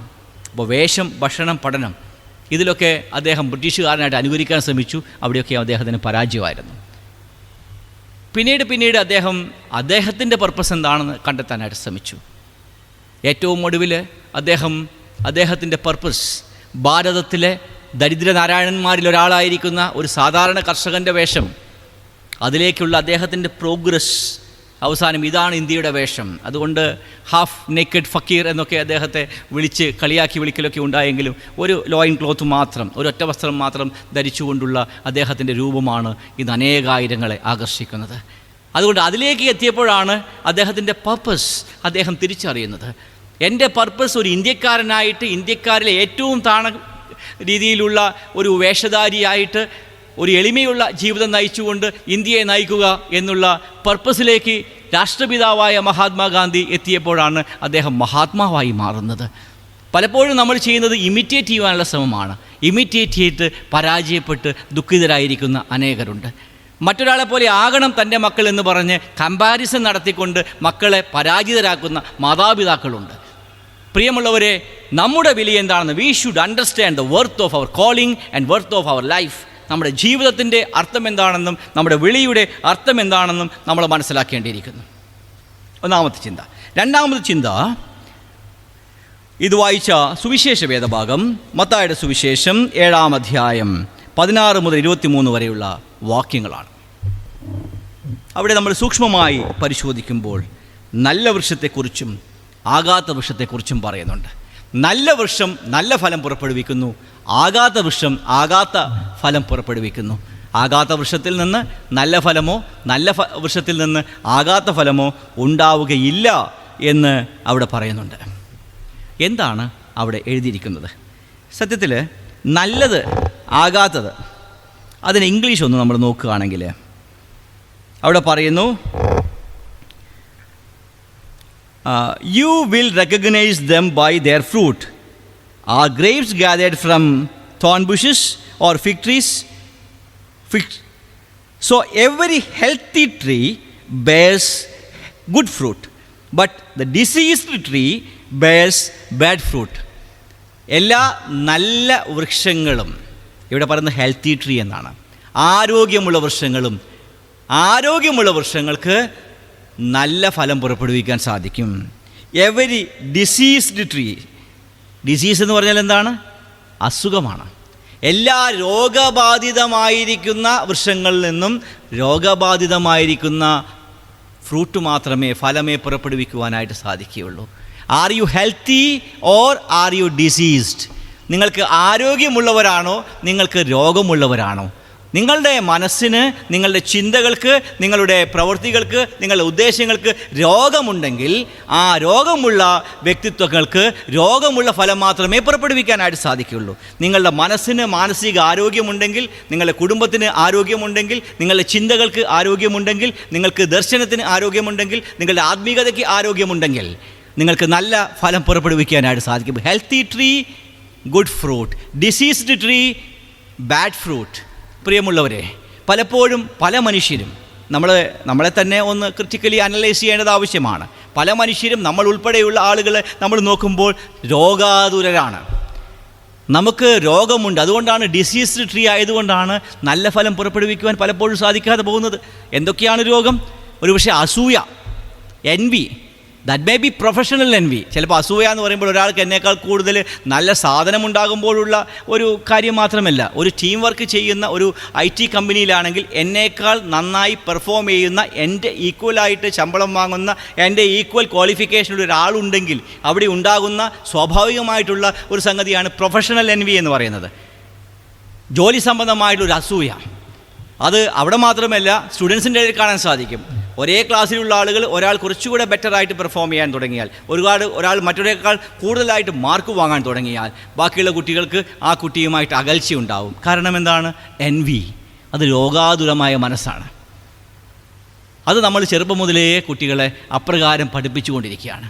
കളവ് പറയാൻ ചിലരെ പഠിപ്പിക്കുന്നുണ്ട്, അതുപോലെ അസൂയുള്ളവരായിട്ട് പഠിപ്പിക്കുന്നുണ്ട്. ഒന്നാമതെത്തണം, രണ്ടാമതെത്തിയാൽ നീ മോശമാണ് എന്ന ചിന്ത വരുമ്പോൾ തന്നെ എന്നേക്കാൾ കൂടുതൽ വേഗതയിൽ ഓടിയയാളെ, എന്നേക്കാൾ കൂടുതൽ മാർക്ക് ലഭിച്ചയാളെ, എന്നേക്കാൾ കൂടുതൽ റെക്കഗ്നേഷൻ ലഭിച്ചയാളെ സ്വാഭാവികമായിട്ട് വെറുക്കുവാനും കൾച്ചർ ഓഫ് ഹേറ്റ്രഡ് ഉണ്ടാകുവാനും സാധിക്കും. അതുകൊണ്ട് diseased tree bears bad fruit. അസൂയയായിരിക്കാം, കുറ്റം പറയുന്ന സ്വഭാവം, ഒരുമിച്ച് ചേർന്നിരുന്നു കൊണ്ട് മറ്റൊരാളെ ടാർഗറ്റ് ചെയ്യുന്ന സ്വഭാവം. അത് മറ്റൊന്നാണ് മദ്യപാനം. ഡിസീസാണ്. കുറച്ചൊക്കെ രസത്തിന് വേണ്ടി ആരംഭിച്ച് പിന്നീട് നിർത്തുവാൻ സാധിക്കാതെ പോകുന്ന ഒരു ഡിസീസായി മാറും. ഒരു മദ്യപാനിയിൽ നിന്നും എത്ര മികച്ച വ്യക്തിയായാലും അയാളിൽ നിന്ന് ലഭിക്കുന്ന ഫ്രൂട്ട്, ഫലം എന്താണ്? ഒരുപക്ഷെ ബാഡ് ഫ്രൂട്ട് ആകാനുള്ള റീസൺ അതൊരു സിക്നസ്, ഡിസീസ് ആയതുകൊണ്ടാണ്. ദേഷ്യം, ചിലരൊക്കെ ഭയങ്കര ഷോർട്ട് ടെമ്പേർഡാണ്, ദാറ്റ് ഈസ് ഡിസീസ്. ആ ഒരു ഡിസീസ്ഡ് ആയിട്ടുള്ള, അല്ലെങ്കിൽ ചിലരുടെ ഇമോഷണൽ കൺട്രോൾ ചെയ്യുന്നത്, ചില കാര്യങ്ങൾ കേൾക്കുമ്പോഴത്തേക്കും പെട്ടെന്ന് ഇമോഷണലാകുന്നു, കരയുന്നു. ഇമോഷണൽ കൺട്രോൾ സാധിക്കുന്നില്ല. അപ്പോൾ ഡിസീസ് ഇങ്ങനെയുള്ള ജീവിതാവസ്ഥയിൽ നിന്ന് നല്ല ഫലം ഉണ്ടാകണം എന്ന് നമ്മൾ പ്രതീക്ഷിച്ചാൽ ബുദ്ധിമുട്ടാണ്. അതുകൊണ്ട് ചീത്ത വൃക്ഷം എന്നല്ല ഇംഗ്ലീഷിൽ നമ്മൾ അല്ലെങ്കിൽ മൂലഭാഷയിൽ നമ്മൾ നോക്കുമ്പോൾ മനസ്സിലാക്കുന്നത്, മറിച്ച് ഡിസീസ്ഡ് ആണ്. It can be cured. This is curable. നമുക്ക് നല്ല ഫലം പുറപ്പെടുവിക്കാതിരിക്കുന്ന നമ്മുടെ ജീവിതാവസ്ഥ ഉണ്ടെങ്കിൽ അത് ക്യൂറബിളാണ്. അതിന് രോഗത്തിന് ശമനമുണ്ട്. അതിൽ നിന്ന് മാറി നിങ്ങൾക്ക് നല്ല ഫലം പുറപ്പെടുവിക്കാനായിട്ട് സാധിക്കുമെന്നുള്ളൊരു ഗുഡ് ന്യൂസ് ഇന്നത്തെ സുവിശേഷ വേദഭാഗം നമുക്ക് നൽകുന്നുണ്ട്. നല്ല ഫ്രൂട്ട്, നല്ല വൃക്ഷം, നമുക്കൊരു ഹെൽത്തി, ഇതുവരെ ഞാൻ പറഞ്ഞ ഡിസീസ്ഡ് ആണ്. ഇനി ഹെൽത്തി എന്ന് പറയുമ്പോൾ ആരോഗ്യമുള്ള മനസ്സ്, ആരോഗ്യമുള്ള ആത്മീയത, ആരോഗ്യമുള്ള ചിന്ത, ആരോഗ്യമുള്ള ഇൻ്റർപേഴ്സണൽ റിലേഷൻഷിപ്പ്. ഈ ഒരു തലത്തിലേക്ക് നമ്മൾ ചിന്തിക്കുമ്പോൾ അവിടെ മനസ്സിൽ നിന്ന് നന്മ മാത്രമേ വരികയുള്ളൂ. എത്ര ചിന്തിച്ചാലും മറ്റൊരാളെക്കുറിച്ച് തിന്മ മനസ്സിലേക്ക് വരില്ല. അങ്ങനെ ഒരു ഹെൽത്തി ലൈഫ് നമ്മളൊന്ന് ആലോചിച്ച് നോക്കൂ. എത്ര ഭാഗ്യവാന്മാരായിരിക്കും നമ്മൾ. അങ്ങനെ ഒരു മനസ്സും അങ്ങനെ ഒരു ജീവിതവും നമുക്കുണ്ടെങ്കിൽ നമുക്കൊരു പൊസിഷനോ നമുക്കൊരു പദവിയോ നമുക്കൊരു അധികാരത്തിൻ്റെയോ ആവശ്യമില്ല. നല്ല മനുഷ്യൻ, നല്ല മനസ്സ്, എത്രയോ കാലം കഴിഞ്ഞാലും എത്ര വലിയ പൊസിഷനിലിരുന്ന ആളായാലും ഓർമ്മിക്കപ്പെടാൻ സാധ്യത വളരെ വളരെ വിരളമാണ്. എത്രയും സ്ട്രിക്റ്റ് ഓഫീസർ ആയിരുന്നാൽ കുറച്ച് കഴിയുമ്പോൾ അദ്ദേഹത്തെ ആരും ഓർക്കുക പോലുമില്ല. ആ സമയത്ത് കുറച്ച് ഭയഭക്തി ബഹുമാനം അദ്ദേഹത്തോട് കാണിച്ചാലും പിന്നീട് അദ്ദേഹം ഓർമ്മയിൽ പോലും ഉണ്ടാകാൻ സാധ്യതയില്ല. പക്ഷേ വളരെ സിമ്പിളായ, വളരെ ലളിത ജീവിതം നയിക്കുന്ന, എല്ലാവരോടും ഹൃദ്യമായി പെരുമാറുന്ന ഒരു തൂപ്പുകാരി ഉണ്ടായിരുന്നിരിക്കട്ടെ. എത്ര കഴിഞ്ഞാൽ ആ ഒരു സ്കൂളിലേക്ക് വരുമ്പോൾ ആ ഒരു ആൻറ്റി, ഒരു അമ്മച്ചി, ആ ഒരു സ്വീപ്പർ, എത്ര നല്ല വ്യക്തിയായിരുന്നു. പ്രിയമുള്ളവരെ, diseased persons, diseased tree and healthy tree, ചിലർക്ക് നല്ലതേ വരുള്ളൂ, നല്ല രീതിയിലെ ജീവിതം നയിക്കാനായിട്ട് സാധിക്കുള്ളൂ. എന്തെങ്കിലും ഡിസീസ് ഇപ്രകാരം ഉണ്ടെങ്കിൽ ദൈവത്തിൻ്റെ സന്നിധിയിൽ ഏറ്റുപറഞ്ഞ് അതിൽ നിന്ന് നമ്മൾ വിമുക്തി പ്രാപിക്കണം. മോശയെക്കുറിച്ചൊരു കഥയുണ്ട്. അത് എക്സ്ട്രാ ബിബ്ലിക്കൽ സോഴ്സിലുള്ള സ്റ്റോറിയാണ്. അത് റിലയബിൾ ആണോ അല്ലയോ ഒന്നും പറയാൻ സാധിക്കില്ല. പക്ഷേ അദ്ദേഹത്തെക്കുറിച്ച് ഈ എക്സ്ട്രാ ബിബ്ലിക്കൽ ഒരു മിത്ത് ഇപ്രകാരമുണ്ട്. മോശെ ആടുകളെ മേയ്ക്കുന്ന ജോലിയായിരുന്നു. അദ്ദേഹം ആടുകളെ മേയ്ക്കാനായിട്ട് യാത്രയായി. വളരെ ഫെയ്ത്ത്ഫുള്ളായിട്ടുള്ള ഒരു ഇടയനാണ് മോശ. അപ്പോൾ മോശയുടെ കൂട്ടത്തിൽ ഒരുപാട് ആടുകളുണ്ടായിരുന്നു. അതിലൊരു കുഞ്ഞാടിനെ കാണുന്നില്ല. ആ കുഞ്ഞാട് എവിടെ പോയെന്ന് അദ്ദേഹം അന്വേഷിച്ചു. പലയിടത്ത് നടന്നു. ബാക്കിയുള്ള ആടുകളെയെല്ലാം സേഫായിട്ടുള്ളൊരു സ്ഥലത്താക്കി. അതിനുശേഷം ഈ കുഞ്ഞാടിനെ അന്വേഷിച്ച് മോശ എന്ന് പറയുന്ന ഒരു നല്ല ഇടയൻ യാത്ര ചെയ്യുകയാണ്. കുറച്ച് ദൂരം ചെന്നപ്പോൾ അവിടെ ഒരു അരുവി കണ്ടു. അരുവിയുടെ അരികിലായി ഈ കുഞ്ഞാട് വെള്ളം കുടിച്ചുകൊണ്ട് നിൽക്കുകയാണ്.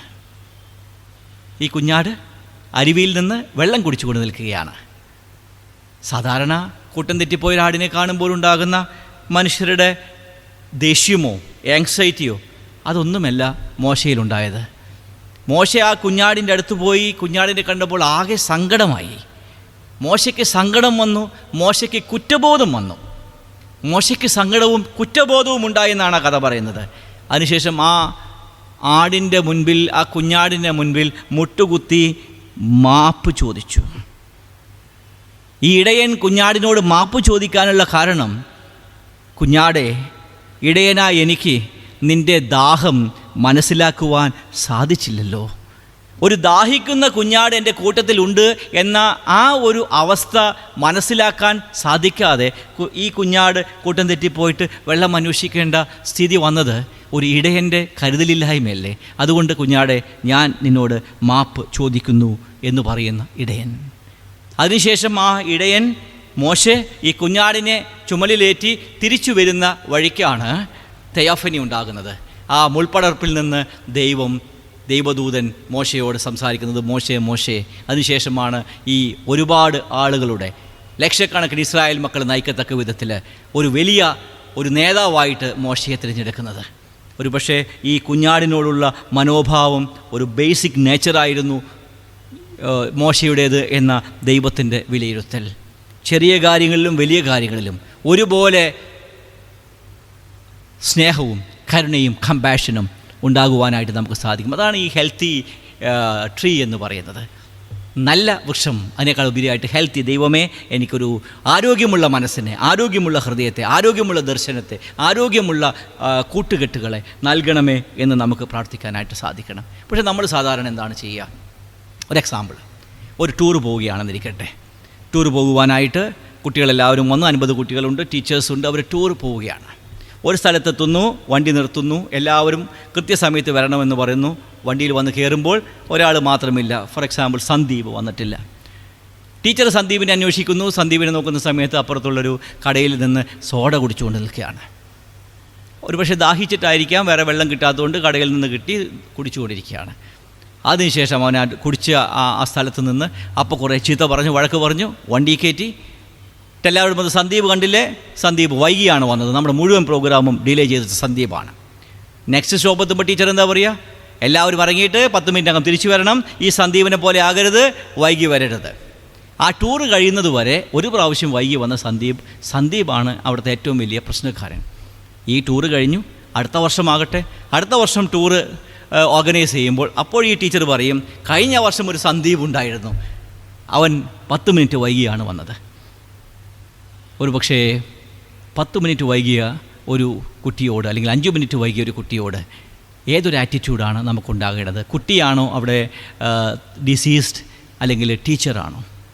നമ്മൾ ചില ഡ്രസ്സ് ഇടാൻ വേണ്ടിയിട്ട് അമ്മയും മക്കളും തമ്മിലുള്ള ചില വഴക്കുകൾ ഉണ്ടാവാറുണ്ട്. അപ്പോൾ കുട്ടിക്ക് ചുവപ്പ് ഡ്രസ്സ് തന്നെ വേണം. അമ്മ പറയുന്നത് പറ്റില്ല, പാർട്ടിക്ക് പോവുകയാണ്, അത് മഞ്ഞയെ നീ ഇടാൻ പാടുള്ളൂ.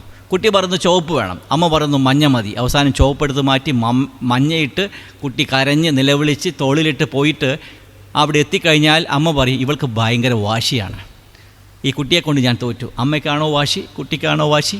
ഇതൊക്കെ നമ്മൾ തിരിച്ചറിയേണ്ട നമ്മുടെ ഗുഡ് ഫ്രൂട്ട്, ബാഡ് ഫ്രൂട്ട് എന്ന ചിന്തയാണ്. We should be sensitive to the worth of the calling of others. രണ്ടാമത്തെ ചിന്തയായിട്ട് ഞാൻ പറഞ്ഞത്, we should be sensitive to the worth of the calling of others. മറ്റുള്ളവരുടെ ജീവിതത്തെക്കുറിച്ചും മറ്റുള്ളവരുടെ വിളിയെക്കുറിച്ചും മറ്റുള്ളവരുടെ അനുഭവത്തെക്കുറിച്ചും നമുക്ക് ബോധമുള്ളവരാകണം എന്ന ഒരു ചിന്ത കൂടെ വരുന്നുണ്ട്. മൂന്നാമതായിട്ട് റോമാലേഖനം 6-ാം അധ്യായം 12-13 വാക്യങ്ങൾ. അവിടെ സൂക്ഷ്മമായിട്ട് നമ്മൾ പരിശോധിക്കുമ്പോൾ നാം വിളിക്കപ്പെട്ടിരിക്കുന്നത് ക്രിസ്തുവിനാലാണ്, ക്രിസ്തുവോളം വളരുവാൻ വേണ്ടിയാണ് എന്ന ബോധ്യമാണ് നമ്മെ നടത്തേണ്ടത്. We are called by God and our goal is Christ. We are called by Christ and our goal or purpose is Christ. ക്രിസ്തുവിനാൽ വിളിക്കപ്പെട്ട് ക്രിസ്തുവോളം വളരുവാൻ വേണ്ടി ഈ ഭൂമുഖത്ത് ആക്കപ്പെട്ടവരാണ് നമ്മൾ. ഈ വേദഭാഗത്തിലുടനീളം റോമാലേഖനം 6-ാം അധ്യായം 12 മുതൽ 21 വരെയുള്ള ഭാഗത്തിലുടനീളം അതാണ് കാണുന്നത്. നമ്മൾ പാപത്തിൻ്റെ ദാസന്മാരായിരുന്നു, പാപത്തിൻ്റെ അടിമകളായിരുന്നു, പാപത്തിൻ്റെ ലോകത്തിൻ്റെ സുഖത്തിന് വേണ്ടി ഓടിക്കൊണ്ടിരിക്കുന്നവരായിരുന്നു. അതുകൊണ്ട് നമുക്ക് ലഭിച്ചത് മുഴുവനും വളരെ വളരെ നെഗറ്റീവായിട്ടുള്ള കാര്യങ്ങൾ മാത്രമാണ്. എന്തുകൊണ്ട് നിങ്ങൾക്ക് ക്രിസ്തുവിൻ്റെ അടിമകളായിക്കൂടാ? ക്രിസ്തുവിൻ്റെ വഴിയിൽ പോയിക്കൂടാ? അതുകൊണ്ട് എന്തുകൊണ്ട് നിങ്ങൾക്ക് നിത്യജീവൻ പ്രാപിച്ചുകൂടാ? അതാണ് 22-ാമത്തെ വാക്യങ്ങൾ. എന്നാൽ ഇപ്പോൾ പാപത്തിൽ നിന്ന് സ്വാതന്ത്ര്യം പ്രാപിച്ച് ദൈവത്തിന് ദാസന്മാരായി തീർന്നിരിക്കയാൽ നിങ്ങൾക്ക് ലഭിക്കുന്ന ഫലം വിശുദ്ധീകരണവും അതിൻ്റെ അന്തം നിത്യജീവനുമാകുന്നു. ദൈവത്തിൻ്റെ, ക്രിസ്തുവിൻ്റെ ഭാവമുള്ളവരായിട്ട് മാറുവാനായിട്ട് സാധിക്കുന്നുവോ? കാരണം നാം വിളിക്കപ്പെട്ടിരിക്കുന്നത്, നമ്മുടെ വിളി, living worth of your calling എന്ന് പറയുമ്പോൾ വിളിക്ക് യോഗ്യമായി നടക്കുക ക്രിസ്തുവിനാലാണ് വിളി, ക്രിസ്തുവാകുവാനാണ് വിളി. ക്രിസ്റ്റിഫിക്കേഷൻ എന്നൊക്കെ പറഞ്ഞുള്ള ദൈവശാസ്ത്രമൊക്കെ ഉണ്ട്. ക്രിസ്തുവോളം, ക്രിസ്തു എന്ന തലയോളം വളരുക എന്നൊക്കെ പറയുമ്പോൾ അത് നമ്മുടെ ഒരു ഡ്രീം പോയിൻ്റാണ്. ക്രിസ്തു എവിടെ നിൽക്കുന്നുവോ അവിടേക്ക് നമുക്ക് വളരാനായിട്ട് സാധിക്കുമോ? ചില പുണ്യജീവിതങ്ങളുണ്ട് ഈ ലോകത്ത്. അഗസ്റ്റിൻ്റെ ആശ്രമത്തിലെ ഒരു കഥ ഇപ്രകാരമുണ്ട്. ഒരു ദിവസം അഗസ്റ്റിൻ ആശ്രമത്തിലെത്താൻ വൈകി. ശിഷ്യന്മാരെല്ലാവരും അഗസ്റ്റിനെ കാത്തിരിക്കുകയാണ്. വളരെ എക്സൈറ്റിംഗ് ആയുള്ളൊരു കാര്യം അഗസ്റ്റിനോട് പറയാനായിട്ടുണ്ട്. അവർ വളരെ എക്സൈറ്റഡ് ആണ്. അഗസ്റ്റിൻ വന്നു, അദ്ദേഹത്തിൻ്റെ സന്ധ്യാപ്രാർത്ഥനകൾ കഴിഞ്ഞു, അദ്ദേഹം ഭക്ഷണത്തിനായിട്ടിരുന്നു. ശിഷ്യന്മാരെല്ലാവരും അടുത്തു വന്നു. അന്നത്തെ വിശേഷങ്ങൾ പറയാനായിട്ട് തുടങ്ങി. ഗുരു, ഇന്ന് വളരെ വിചിത്രമായിട്ടൊരു സംഭവം ഉണ്ടായി. അപ്പോൾ അദ്ദേഹം ഭക്ഷണം കഴിക്കുന്നതിന് മുമ്പ് അത് കേൾക്കാനായിട്ട് കാതോർത്തിരുന്നു. അവർ പറഞ്ഞു, ഇന്നൊരു കള്ളൻ നമ്മുടെ ആശ്രമത്തിൽ വന്നു. ഒരു കള്ളൻ ആശ്രമത്തിലേക്ക് കയറി. ഓ, കള്ളൻ കയറിയോ? എന്നിട്ട് ഗുരു ചോദിച്ചു. അപ്പോൾ ശിഷ്യന്മാർ പറഞ്ഞു, അവൻ കയറിയത് അടുക്കളയിലാണ്. അടുക്കളയിൽ കയറിയിട്ട് നമുക്ക് വെച്ചിരിക്കുന്ന ഭക്ഷണമുണ്ട്, അവൻ കട്ട് തിന്നുന്നു. ഞങ്ങൾ അവനെ വിട്ടില്ല, ഞങ്ങൾ അവനെ പിടിച്ചു, നല്ല തല്ലുകൊടുത്തു, അവൻ ഓടിപ്പോയി. ഞങ്ങളവനെ പിടിച്ചു, അവന് നല്ല തല്ലുകൊടുത്തു, അവൻ ഓടിപ്പോയി. വളരെ എക്സൈറ്റിംഗ് ആയിട്ട് ശിഷ്യന്മാർ പറയുകയാണ്. അഗസ്റ്റിൻ ഭക്ഷണം കഴിക്കാൻ തുടങ്ങിയിടത്തു നിന്ന് ഭക്ഷണം അവിടെ വെച്ചു. അതിനുശേഷം എഴുന്നേറ്റ് നിന്നു, വളരെ ഉറക്കെ കരഞ്ഞു, വളരെ ഉറക്കെ കരഞ്ഞു. ശിഷ്യന്മാരത് പ്രതീക്ഷിച്ചില്ല. ഗുരുവിനോടൊരു വിശേഷം പറയാനായിട്ട് ശ്രമിച്ചതാണ്. അഗസ്റ്റിൻ അവിടുന്ന് പുറത്തേക്കിറങ്ങി അതിനുശേഷം ഉറക്കെ വിളിച്ച് നടക്കാനായിട്ട് ആരംഭിച്ചു. അദ്ദേഹം വിളിച്ചത് ഇപ്രകാരമാണ്: brother thief, where are you? Brother thief, where are you? എൻ്റെ സഹോദര കള്ള, നീ എവിടെയാണ്? നിനക്ക് വിശന്നപ്പോൾ നീ ഞങ്ങളുടെ അത്താഴത്തിൽ പങ്കിനു വേണ്ടി വന്നതാണ് എന്ന് മനസ്സിലാക്കുന്നു. അത് മനസ്സിലാക്കാതെ നിൻ്റെ വിശപ്പറിയാതെ നിന്നെ ആട്ടി ഓടിച്ച ഞങ്ങളോട്, ഈ ആശ്രമത്തോട് നീ പൊറുക്കൂ. നീ എവിടെയാണ്? നിനക്കായിട്ട് ഭക്ഷണം കാത്തിരിക്കുന്നു എന്ന് പറഞ്ഞ് നിലവിളിച്ചോടിയ ഒരു കഥയുണ്ട്. അവിടെ ജീവിതത്തിൻ്റെ അർത്ഥം എന്താണെന്നും മറ്റുള്ളവരുടെ ജീവിതത്തിൻ്റെ വില എന്താണെന്നും നമുക്ക് മുൻപോട്ട് പോകുമ്പോൾ എത്രയും ആരോഗ്യമുള്ള ജീവിതം എപ്രകാരമാണെന്നും തിരിച്ചറിയുവാനായിട്ട് നമുക്ക് സാധിക്കണം. Leave worthy of your calling. പ്രിയമുള്ളവരെ, നമ്മുടെ ഈ ചിന്ത ഇവിടെ അവസാനിപ്പിക്കുകയാണ്. We should understand the worth of our calling. We should be sensitive to the worth of the calling of others. മാത്രവുമല്ല, നമ്മുടെ വിളി നാം തിരിച്ചറിയണം. മറ്റുള്ളവരുടെ വിളി എന്താണെന്ന് നാം തിരിച്ചറിയണം. നാം വിളിക്കപ്പെട്ടിരിക്കുന്നത് ക്രിസ്തുവിനാലാണ്, ക്രിസ്തുവോളമാണ് എന്ന് തിരിച്ചറിയാനായിട്ട് നമുക്ക് സാധിക്കണം. ഇപ്രകാരം മുൻപോട്ട് പോകുവാൻ സർവശക്തനായ ദൈവം നമ്മെ എല്ലാവരെയും സഹായിക്കട്ടെ. തലകളെ വണക്കി പ്രാർത്ഥിക്കാം. സ്നേഹസമ്പൂർണനായ ഞങ്ങളുടെ കർത്താവേ, ഇത്രത്തോളം യഹോവ സഹായിച്ചു. അവിടുന്ന് ഞങ്ങളെ നടത്തി, അവിടുന്ന് ഞങ്ങളെ സ്നേഹിച്ചു, അവിടുന്ന് ഞങ്ങളെ മാനിച്ചു. ഒരു ഉദ്ദേശത്തിനായിട്ട് ഈ ഭൂമുഖത്താക്കിയിരിക്കുന്നു. ഞങ്ങളുടെ വിളി എന്താണെന്നും ഞങ്ങളുടെ ജീവിതത്തെക്കുറിച്ചുള്ള ഉദ്ദേശം എന്താണെന്നും തിരിച്ചറിയുവാൻ സഹായിക്കണമേ. മറ്റുള്ളവരുടെ ജീവിതത്തിൻ്റെ വില എന്തെന്ന് മനസ്സിലാക്കി അവരോട് സഹാനുഭൂതിയോടുകൂടെ പെരുമാറുവാൻ സഹായിക്കണമേ. ക്രിസ്തു എന്ന തലയോളം വളരുവാൻ ഞങ്ങളെ തന്നെ സമർപ്പിക്കുവാൻ തുണയ്ക്കണമേ. തന്ന എല്ലാ നല്ല കൃപകൾക്കായിട്ട് സ്തോത്രം. ഈ ആരാധനയെ അവിടുന്ന് അനുഗ്രഹിച്ചതിനായിട്ട് നന്ദി കരയേറ്റുന്നു. എല്ലാവരെയും അവിടുത്തെ നന്മകളാൽ നിറയ്ക്കണമേ. യേശുവിൻ്റെ നാമത്തിൽ അപേക്ഷിക്കുന്നു. കൃപയുണ്ടായി കേൾക്കണമേ. ആമേൻ. നമുക്കെല്ലാവർക്കും എഴുന്നേറ്റ് നിന്ന് കർത്താവ് പഠിപ്പിച്ച പ്രാർത്ഥന ചേർന്ന് പ്രാർത്ഥിക്കാം. സ്വർഗസ്ഥനായ ഞങ്ങളുടെ പിതാവേ, തിരുനാമം വിസ്തീരിക്കപ്പെടണമേ. രാജ്യം വരണമേ. ക്രിസ്തുവിലെ പോലെ ഭൂമിയിലുമാകണമേ. ആവശ്യമുള്ള ആഹാരം തരണമേ. കടക്കാരോട് ക്ഷമിച്ചിരിക്കുന്നത് പോലെ കടങ്ങളെ ക്ഷമിക്കണമേ. പരീക്ഷയിൽ കടത്താതെ ദുഷ്ടങ്ങളെ വിടുവിക്കണമേ. രാജ്യവും ശക്തിയും മഹത്വവും എന്നേക്കും അങ്ങേക്കുള്ളതല്ലോ. ആമേൻ. വിശ്വാസമുള്ള ഹൃദയത്തോടെ കർത്താവിൻ്റെ ദിവ്യമായ ആശീർവാദം സ്വീകരിക്കുവിൻ. നമ്മുടെ കർത്താവായ യേശു ക്രിസ്തുവിൻ്റെ കൃപയും പിതാവായ ദൈവത്തിൻ്റെ സ്നേഹവും ആശ്വാസപ്രദനായ പരിശുദ്ധാത്മാവിൻ്റെ കൂട്ടായ്മയും നാം എല്ലാവരുടെ കൂടെയും എക്കാലവും ഇരിക്കുമാറാകട്ടെ.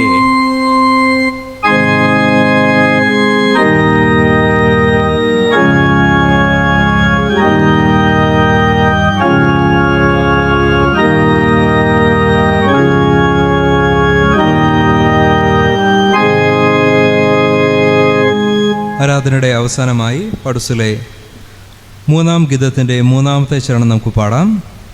പിതാ കുമാരനും ആത്മാവുമായവനും.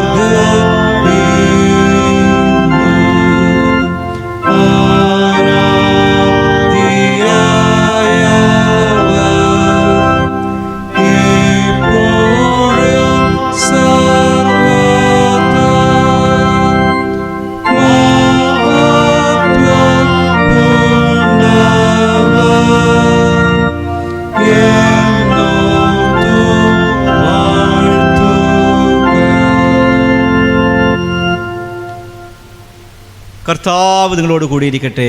നിങ്ങളുടെ ആത്മാവോട് കൂടി നമുക്ക് സമാധാനത്തോടെ പോകാം. കർത്താവിൻ്റെ നാമത്തിൽ തന്നെ.